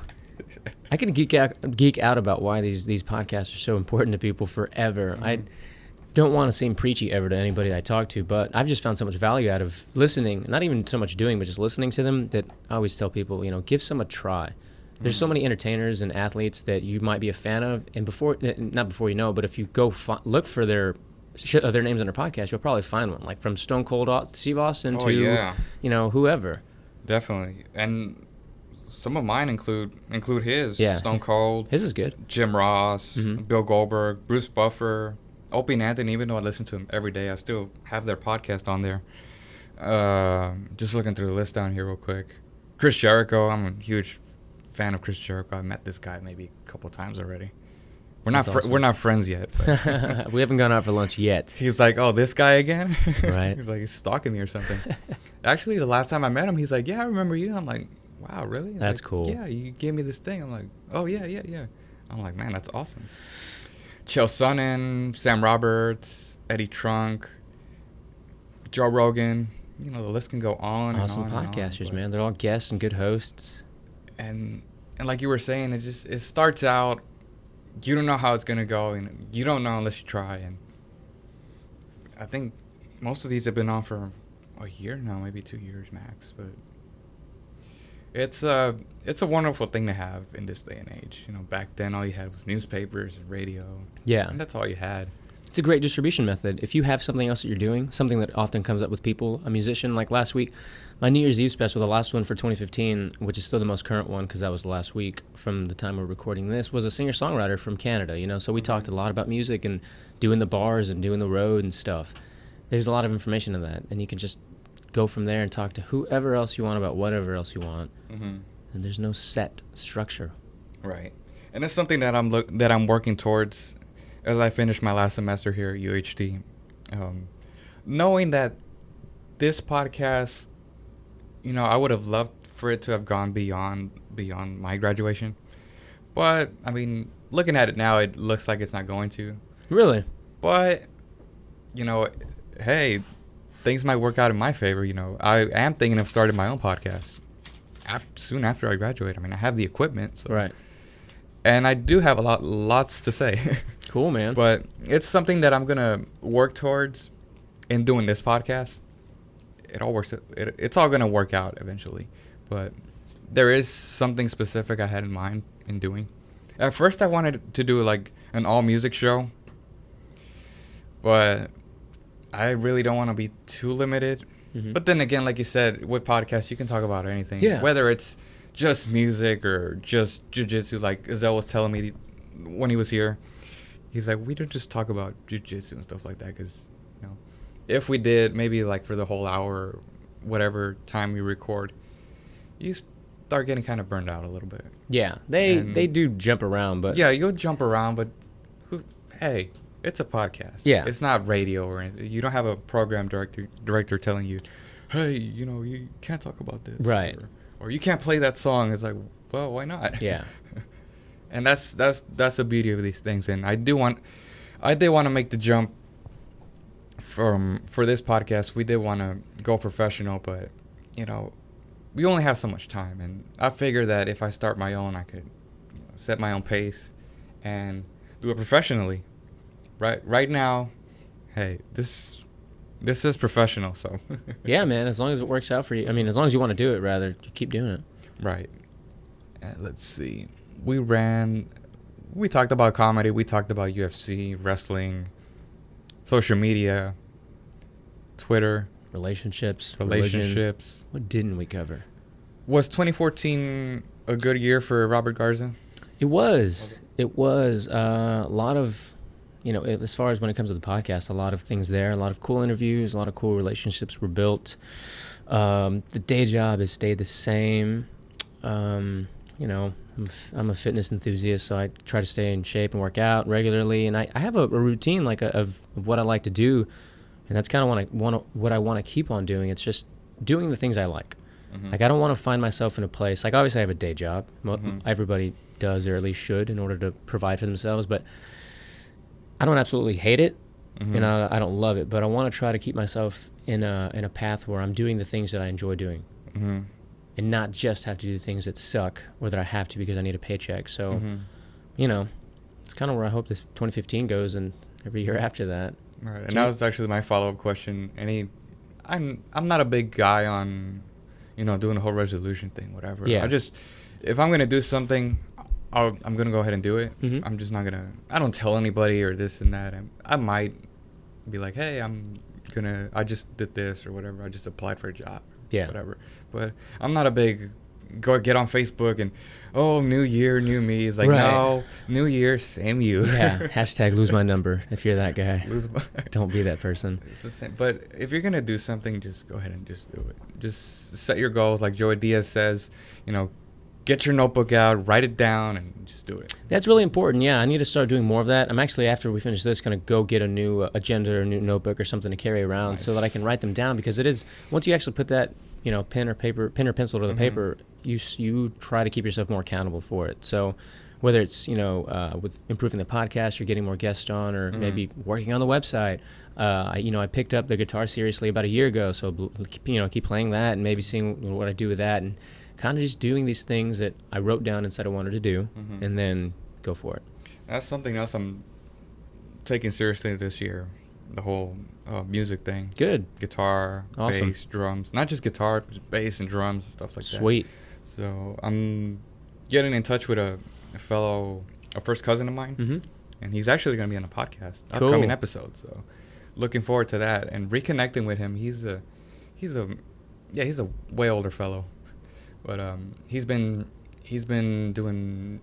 playing music for about, I'd say he's in his late 60s now. So Oh wow. yeah, he's a seasoned veteran. Yeah, absolutely.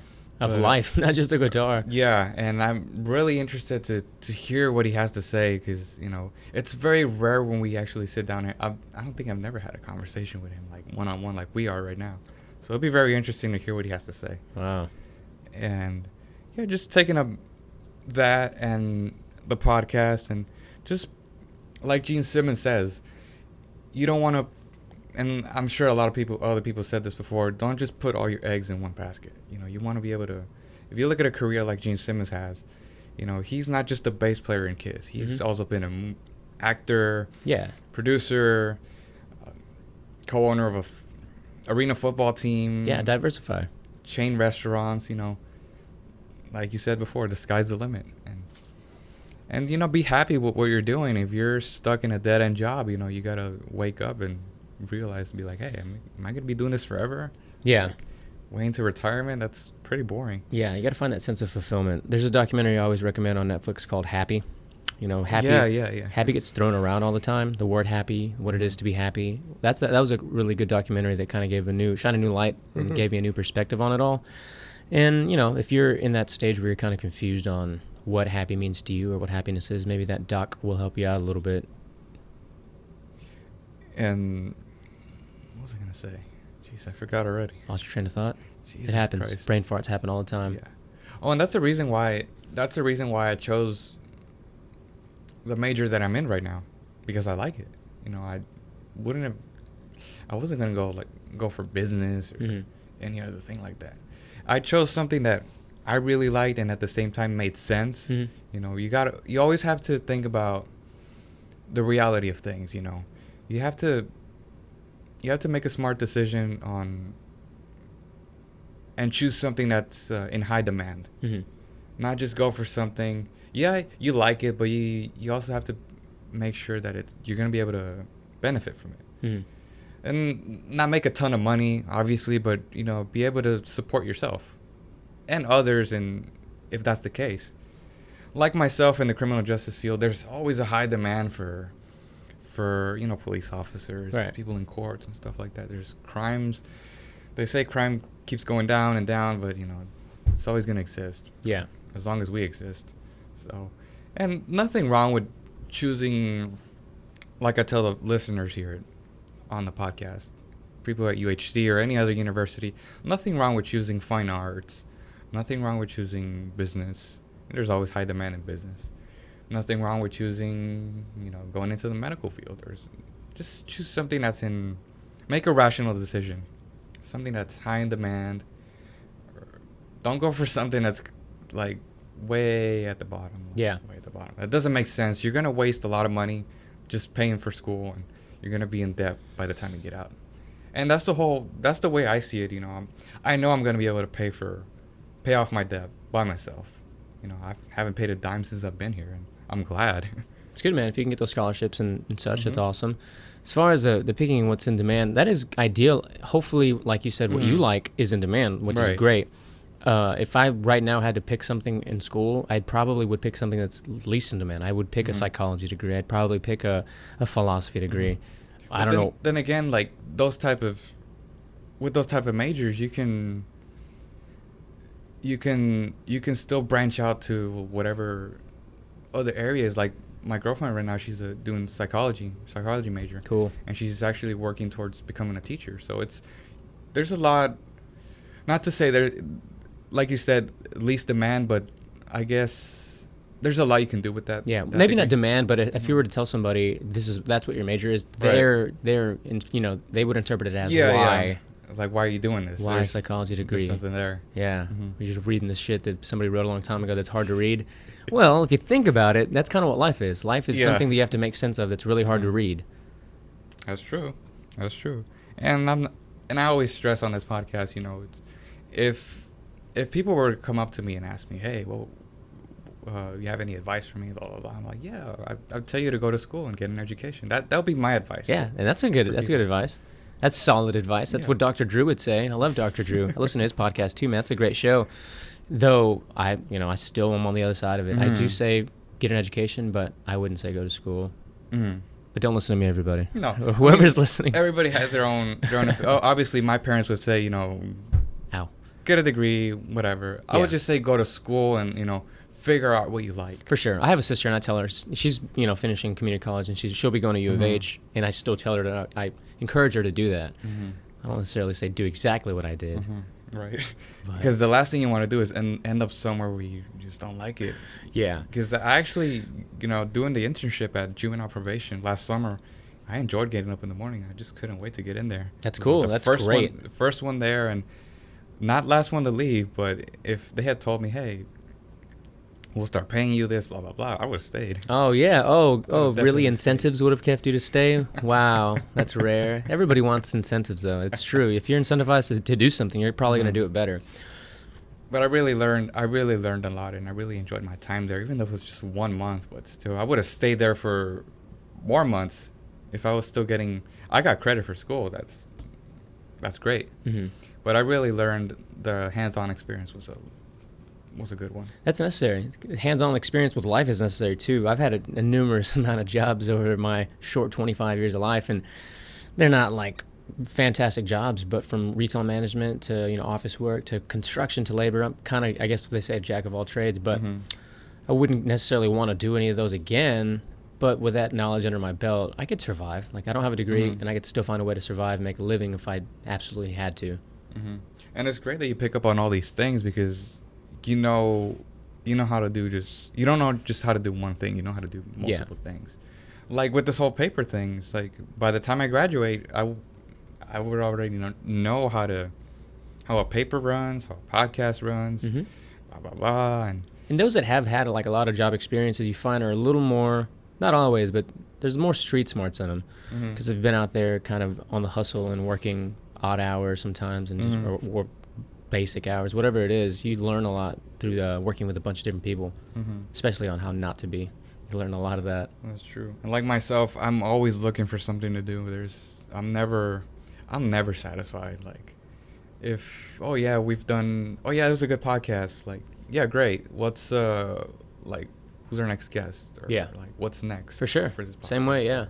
We have like this type of equipment, or like, it came out great. Okay, great. How can we make it better? Right. And that's my whole approach on just everything. Myself, relationships, school, jobs, whatever it may be. Fantastic, man. Fulfillment. You find that fulfillment in whatever you want. Absolutely. It might sound crazy, never satisfied, but hey, there's a lot of people out there like that are never satisfied with. Like, if I read something that I've done in the past, that I've written, people would be like, oh man, that's great. I'm like, yeah, well, it could have been better. You're always your worst critic. Yeah. It's very rare when I sit down and read something that I did previously, or I've actually gotten around to listening to these podcasts where I've been on. Oh yeah? Yeah, it's at first it was pretty strange. I'm like, oh my God.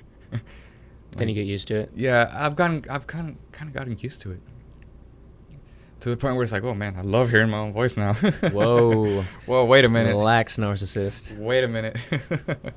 Just kidding. No, but it's I do try to go back and listen to them to see if there's anything that I keep repeating on and on. I know that I've noticed that I keep saying a lot. Really? So you're Don Scott Davis as well? Shots fired at that guy. He's one of our jiu-jitsu guy hosts. He says that all the time.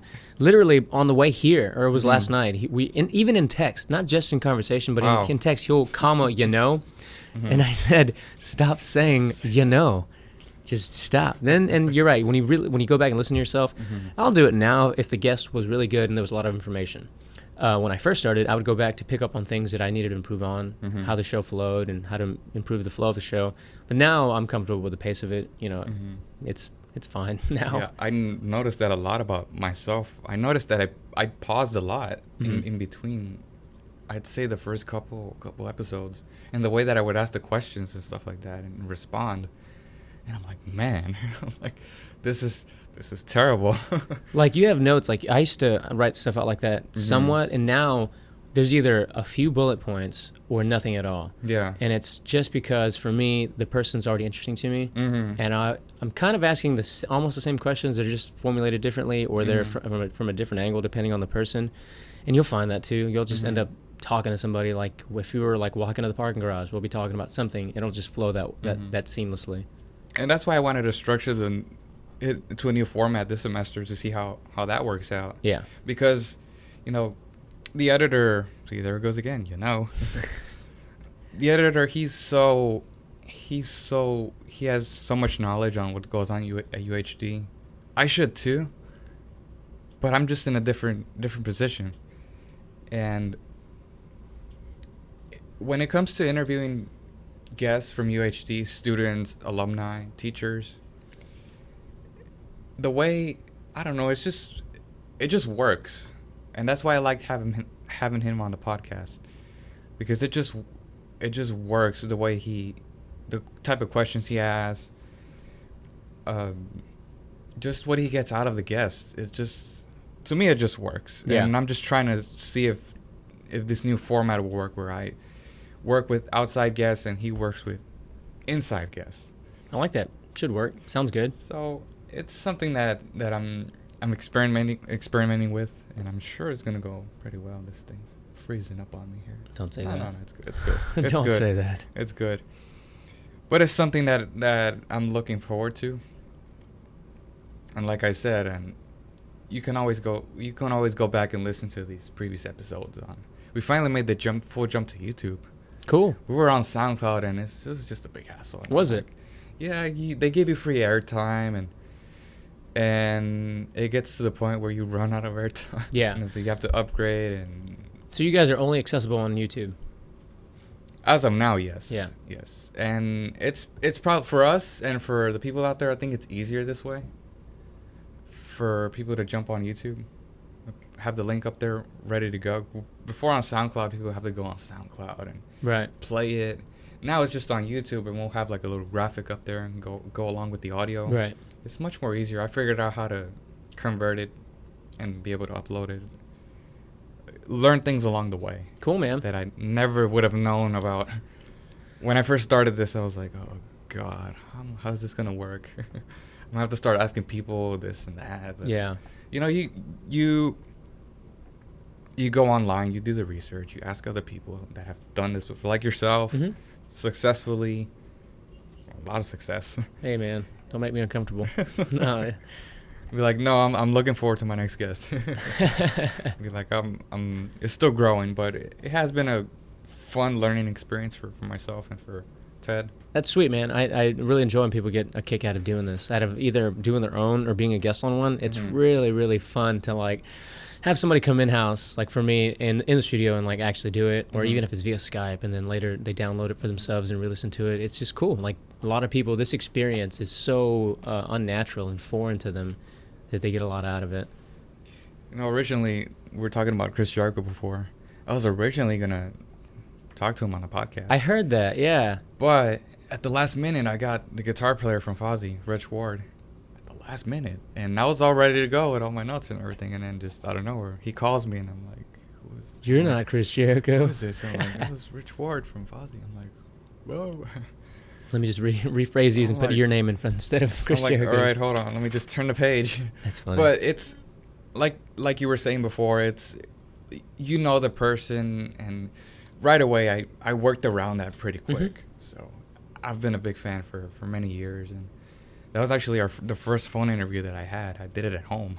Oh, cool. just running straight through my laptop, microphone, and holding the phone up like this next to the mic. Really? Yeah. Wow. And it sounded like an actual, like, if you're calling into like a radio station or something, calling in via Skype. It sounded professional. Good on you, man. That experience wouldn't have happened otherwise if it hadn't been for the podcast. Oh, absolutely. And it's just a matter of reaching out to people. That's all it takes. You just got to ask. And if they're willing to do it, fine. If they're not, then hey, whatever. Yeah. You just move on. Got to make the attempt. To the next guest. Robert Garza doesn't want to do it. Hey, Okay. No, man. Okay. No, I'm down for this anytime. And we haven't made any improvements as far as our equipment goes as of yet, but I'm working on that little by little. Not only for this podcast, but for my own podcast down the road. I'm keeping this equipment. Sweet. This is all you need. That's all we need for sure. And I really do want to have like a mixer and, down the road, but you have to build on that. Yeah. You can't just go full on and be like, hey, I want to be like Joe Rogan Experience. Well, it doesn't work that way. No, there's definitely an investment, and along the lines or along the ways, people want to try to monetize it, and that's where the difficulty comes. Yeah. And I say good luck to any podcaster that tries to do that. Whatever little success I've had with that is just some way that I've figured out how to do it, just because it happened to work for me. But unless you're offering something really valuable, or there's already something that's attached to it, your music, your comedy, or whatever, your other project, it's a little difficult, but I'm sure you could figure it out. Right. And I'm not looking for me, it's never about money or fame, right? Like that. I could care less. But if that were to come with it, hey, I guess, If you were to walk down the street, Juan, and people were like, hey, Juan, I love the podcast, man, you would definitely get off on that. Be like, you're like, how you doing? He's getting very uncomfortable in front of me, everybody. Like, how you doing? I'll be wearing my sunglasses and barely acknowledge them. No, but it's one of those things that a lot of people forget about when they want to start a podcast. They're not very well informed on how these things work and stuff like that. You're not gonna get, if you're looking to get, like in the music industry, if you're looking to get famous or rich, just choose something else. I hear that a lot about bands, and artists saying that if you're looking to get, the typical sex, drugs, and rock and roll, you might want to choose something else, because especially in this day and age, you're not gonna get rich like many of these bands. And not to say these bands are rich. They're successful. I wouldn't say they're rich, but no, wait, they are rich. Yeah, you'll find that all these bands or these individuals that do find the celebrity type of success, they're hard workers. There might be an image of drugs and partying, but they're hard workers. Like we were talking about before, Paul Stanley on Joe Rogan's podcast. I was like, you listen to that guy. Joe Rogan was telling him, man, you should do seminars and stuff like that. Yeah. And that's actually what Gene Simmons does. He does seminars where people pay a lot of money to see this guy talk. Which is so funny, because he could have a podcast and do it for fucking free. For free. And that's the beauty of it. That's how in demand this guy is to this day. At 60, I forget how old Gene Simmons is, 65, 66, but he's old. But he's still up there. He's doing his own thing. He's playing with the band when they're on tour, and when they're not on tour, he's still good for him. You know what that means? He won at life. He won. That's like you said. We were talking about Sylvester Stallone and the Rocky movies, the Rags to Riches story. Awesome. That's him as well. He wasn't born here. He was born in Israel. He didn't speak a word of English when he came here, and he rose to the top, working in butcher shops and working for paper routes and things like that, going to college. Yeah, everybody loves the Cinderella story. It's awesome. Up until, and it wasn't easy. It's not like they became an overnight success. It took time. You don't just become, you have to learn your craft. You don't just pick up a guitar and become famous the next day. Unless you're on Vine, maybe, but yeah, that's my next move. I'm going to jump on Vine. I'm going to jump on Instagram, do a bunch of little clips. I'm kind of joking, but I'm kind of not. And that's the whole thing. Like, these people worked at it for a really long time, and there's a reason why they're still around today. They're not going away anytime soon. And that's why I'm a big fan. It's not just the makeup. It's not just the costumes. There's good music that goes along with it, too. And they're one of those bands where it's, you either like them or you don't. And that's fine. Yeah, that's with everything. You like it or you don't, man. It's cool. I enjoy it. I'm going to enjoy it. If you don't, hashtag lose my number. And I'll still go catch them whenever they come rolling into town on tour or whatever. It's the music that I grew up on, as strange as it sounds. We've talked about this before when I was on your podcast. Mm-hmm. When was It's been a hot second. It's been a while. Yeah, well, I was still in double digits. And we were talking about the type of music I was into and stuff like that. Up until now, I've really, I don't want to stick to like a certain genre or anything. I really want to branch out. I'm not gonna go listen to Iggy, whatever her name Azalea. is, Come on, Azalea man. or J-Lo. It's just not my thing. You say that now, but once that hook gets in there, Yeah, you're like, well, damn. You watch that video and be like, oh Yup. man. Or just watch the video. That's good enough. You don't have to listen to the song. Just watch them dance. No, I don't know, man. I try to keep an open mind when it comes to music. Right. I hate very narrow-minded people. I have some very awesome musicians in my family and just close to me that are very narrow-minded, and it's, you know, the Beatles, death till death. And I get it, love them, they're great, but if you don't expand a little more, it's hard to have a music conversation with you. Right. Yeah, I'm a big Beatles fan myself, but like you you said, like you said, there's only a certain. Like I heard people mention, like Chris Jericho mention certain songs. I'm like, man, I've never listened to those songs before. I'll probably go check them out. Very obscure songs, and I could bring up some obscure songs from other bands that I love too, like Iron Maiden or Kiss. Yeah. But it's just those type of things where I've known people like that are just set on a specific type of genre, and it's like, man, like, is that all you listen to? All you listen to is like Cannibal Corpse. I'm like, really? Yeah. I'm like, I don't want to talk to you. Yeah, right?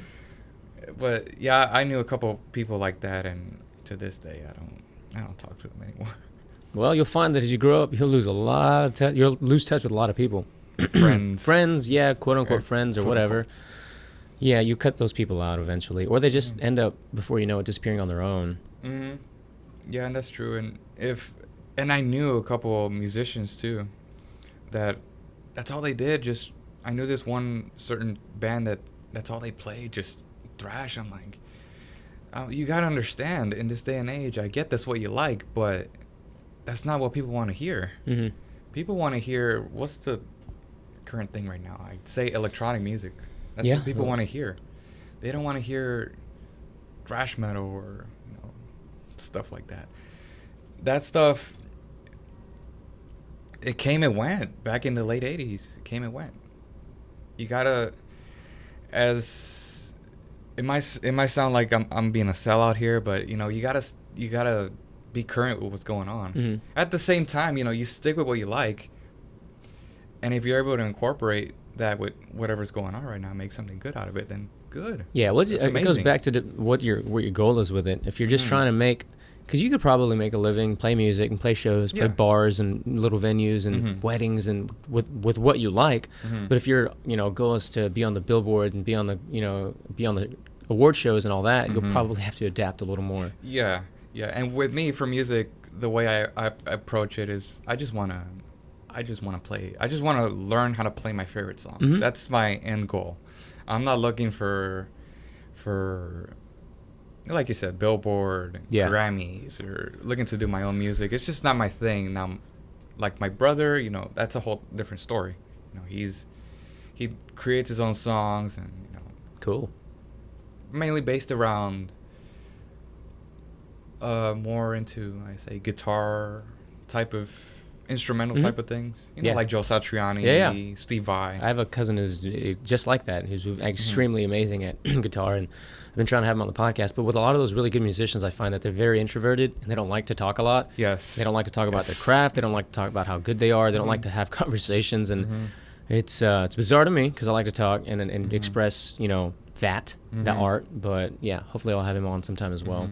Yeah, I feel like they would be very awkward to be talking to, and you ask them a question, they'll be like, Well, that's, you'll learn doing the podcast that when you have a guest like that, it's then on you to make sure that there's very little dead air, that the conversation keeps flowing. If they give you a 2-word response, boom, you better have another question right after that.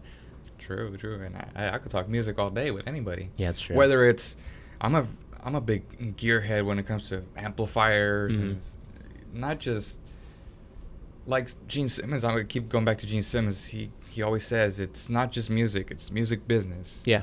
I just finished reading a book by a famous, not so famous guitar player.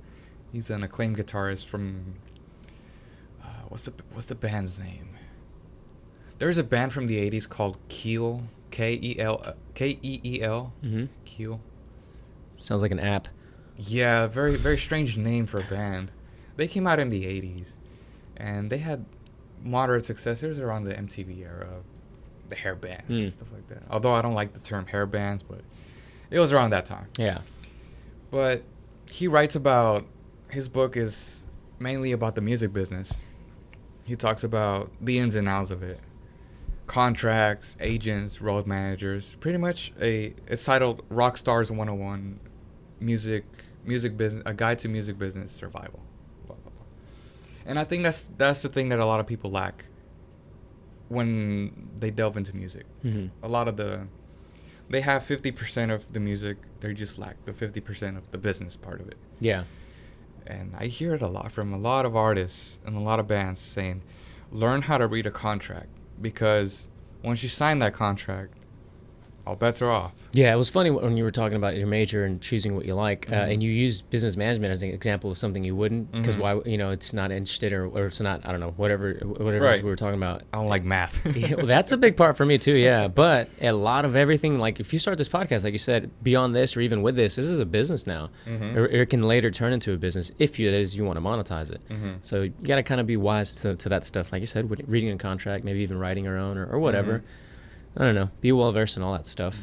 Because a lot of people sign the contract and they don't know that they never end up getting paid. Yeah. For their first album. The first album, forget it. But it's pretty much, from what I got, it's pretty much a loan to be able to finance the first album. And you spend the rest of your career just trying to pay off all those debts. Yeah, the marketing and all that behind it. It's a very, like he said, the guitar player's name is Mark Ferrari. I love his last name. Ferrari. And he even had his own side band called Ferrari. Sounds like Max Powers. Max Power. I forget how the song goes. Homer. Don't you think that's a Max Power? I love that name. But he talks about how not to let that become so stressful, so that you won't lose your like the creative part of it. Because at times it might seem tedious, contracts and management and managers, producers, going into the studio, this and that, and he's found a lot of success outside of his band, doing scores for TV, commercials, movies. You find a lot of great opportunities out there. You just got to be able to look for them. Yeah. I can't remember the phrase. It's a Seneca quote, which I might find it just because it's applicable to what we're talking about. But yeah, man. I mean, if you want to do a podcast or you want to do music or whatever, you have to also know how to distribute it. You got to know how to deal with finances those that are coming in and out. Yeah. It all goes back to everything kind of being a business. It's it's not just music. It's the music business. It is. That's what they say, right? It's not just music. It's the music business. I'm trying to find this quote for you people. It's a Seneca quote. It says, luck is what happens when preparation meets opportunity. Wow, that's a very great quote. Great quote. Great minds of the past. Philosophy's awesome. I think a lot of people can benefit from listening to podcasts and we recommended the ones we've listened to, and we'll always, if you guys ask us, what are you listening to right now, or whether it's music or podcasts, whatever it may be, we'll always put it out there. What books are you reading right now, and this and that. Any books you're reading right now? There is actually. I just actually bought it. It's Classic Social Theory. It's a book that kind of just highlights all of the great philosophical minds of the past and kind of gives like a synopsis or breaks down just like why, like Karl Marx is what he's known for. Ooh. And all these, all the great minds and theories of the past. So it's not really a book. It is a book. Maybe you don't need to read it page for page. If there's somebody that you want to learn about, you could probably find it in there. But I'm just reading it one by one and finding out these names that kind of got tossed around growing up, like what exactly they were known for and what they thought and said. Ooh. It's pretty cool. It's interesting. Yeah, I've been trying to branch out to reading other types of things. I've been reading nothing but autobiographies and mainly around the rock area, hard rock area. Oh, they meant The stuff Rock. like The that. Rock's awesome too. Oh, Dwayne Johnson, he's amazing. motivational freak. His Instagram. I mean, you talk about a guy who was unknown in the WWF at the time, rose up to become one of the biggest stars in the WWF still to this day when he comes back. Yeah. No, he's just now one of the biggest humans in the world. He's just one of the biggest names in the entire planet. Yeah, and then transition. He's one of those few like Arnold that transitioned to the movie industry and became successful. Yeah.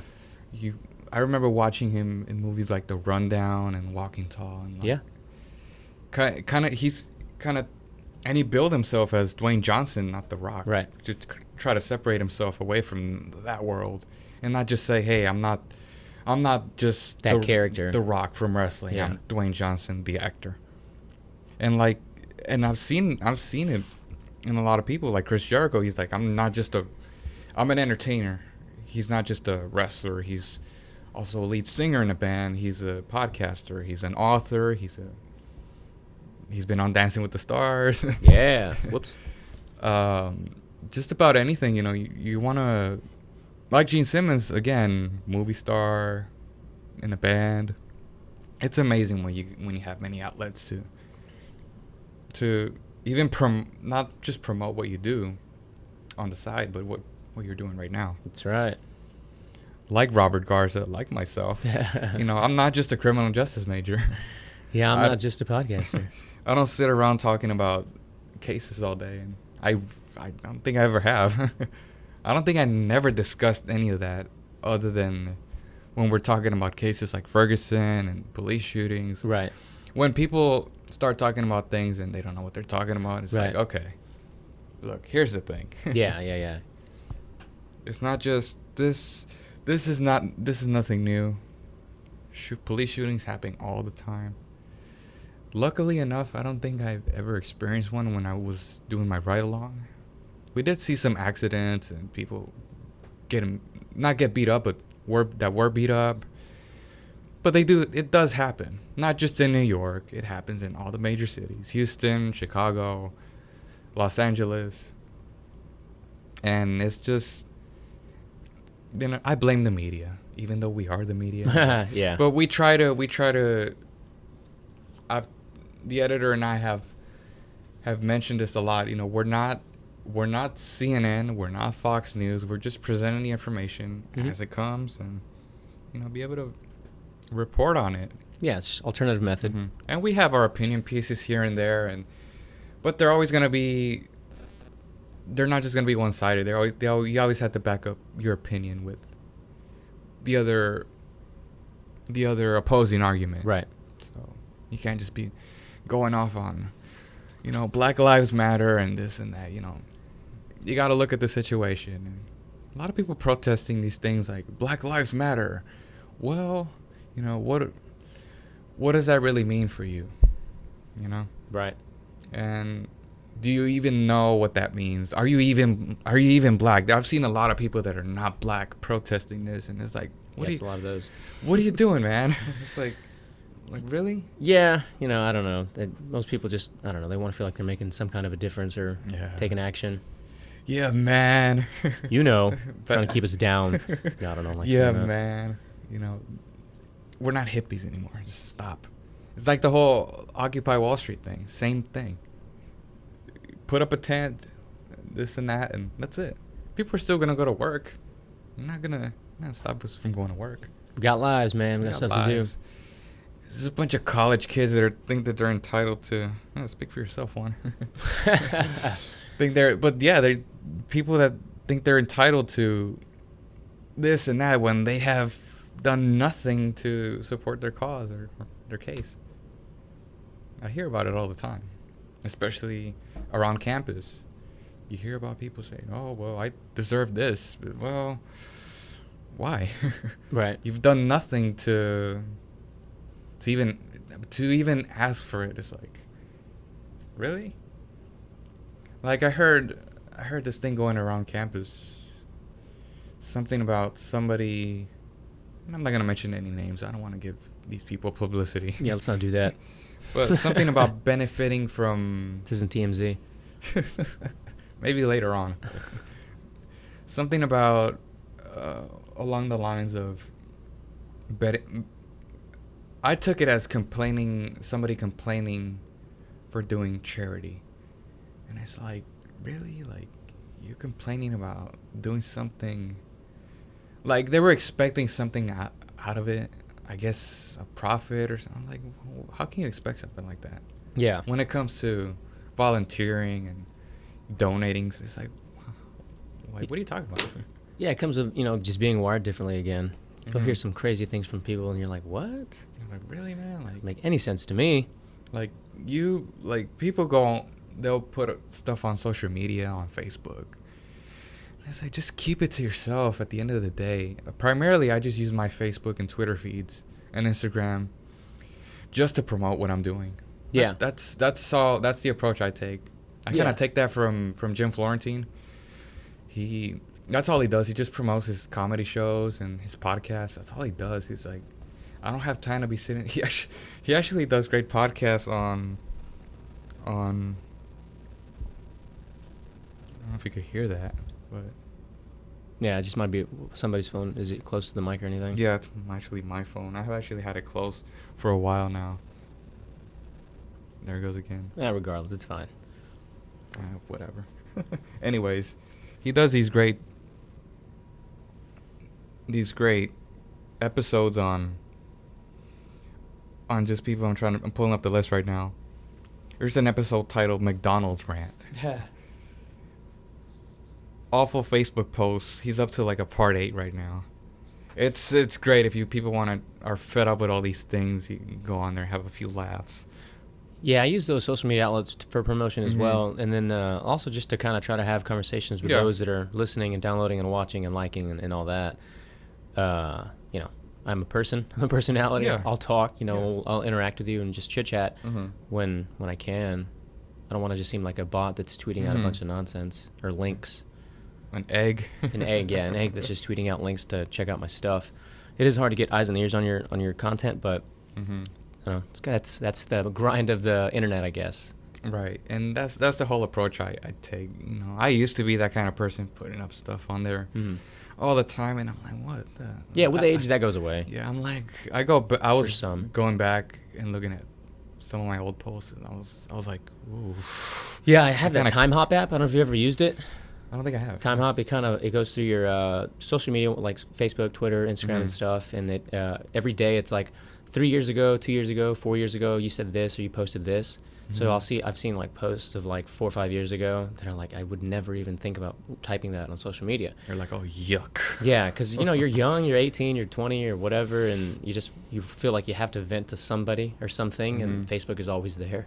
You're like, wait a minute, I actually posted that last week. Yeah. Whoa. No. I may have talked about something about like on the podcast, but never would write that. That's so silly to me now. What did I say about Kim Kardashian? Yeah, keep your what is it, dirty laundry or trash in the trash can or hamper, not on social media. Dirty laundry. That's a song actually by Don Henley. I don't know if you heard that song. No. Dirty Laundry. That's what the song talks about. Talks about people in the news media that work. You go on the news, you deliver the dirty laundry, and that's it. That's funny. You're just prepped to look good. Yeah. And that's what it's all about. What's that? One of the lyrics. The bubble-headed bleach blonde comes on at 9. She'll tell you about the plane crash with the gleam in her eyes. Something along those lines. I'll have to check it out. And it's true, but that's a good song. I just finished watching that Eagles documentary on Netflix. Nice. It's amazing. But at this point, I'm just babbling and rambling. What else you got, man? Anything else you want to touch on? Coming up on 2 hours. I really want to promote all your sites, all your websites before we wrap up. Sure, man. If anybody has dug what we've been doing here and you want to hear more from me, you can just go to my website, which is robgtv.com. There you'll find links to the Jiu-Jitsu podcast I produce, the Scourge Exchange podcast I produce, the H-Town Breakdown, and all my archived episodes. You can find them on Stitcher, iTunes. It's just search the Pursuit Podcast. Facebook, same thing. And on Twitter, I'm at Garza Robert, which is my last name, first name. And if you really want to stalk me, Instagram is RobGTV, like the website.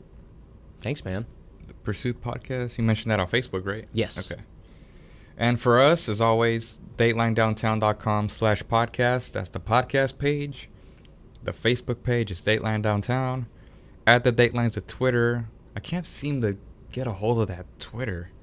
The Twitter for the Dateline. Because all the Facebook posts that we have on there feed into the Twitter. Right. And I don't know, I'll try to hijack that thing one way or another. But the website, who is calling me right now? Oh, actually, our upcoming guest is calling me right now. I'll have to call him back. This is my time. Yeah, it's Robert Garza's time right kidding. now. The website, the YouTube channel where you find all the podcast episodes. But I try to make it simple and easy for everybody. Just visit the podcast page, datelinedowntown.com/podcast. And all the episodes will be on there. I try to make it as simple as possible for everybody. Sweet. Thanks for doing it. Thanks for actually being accountable. I know we talked about this about a year ago, and here you go. Absolutely. And I'm like, oh boy, now I gotta do this. I gotta perform. Gotta perform, and like in life, you gotta be held accountable for all your actions. And what you say. So just keep polishing it, and you'll get better, and everything will improve. With that, I'd like to thank Robert Garza for making the drive down here to the studio, the Dateline Downtown Studios. Nice. To take the time and talk with me on this episode. And we look forward to hearing from Robert in the near future. And if you guys want to check him out, you have all the sites. Yeah, And shoot me a tweet, shoot me a something, shoot me a comment. Also, if you want to shoot me an email, if you want to do my podcast, I get locals and people from around the world. It's robspursuit@gmail.com if you really want to go that far. There you go. And I'm looking forward to going back on the Pursuit podcast. So making the drive down there to record.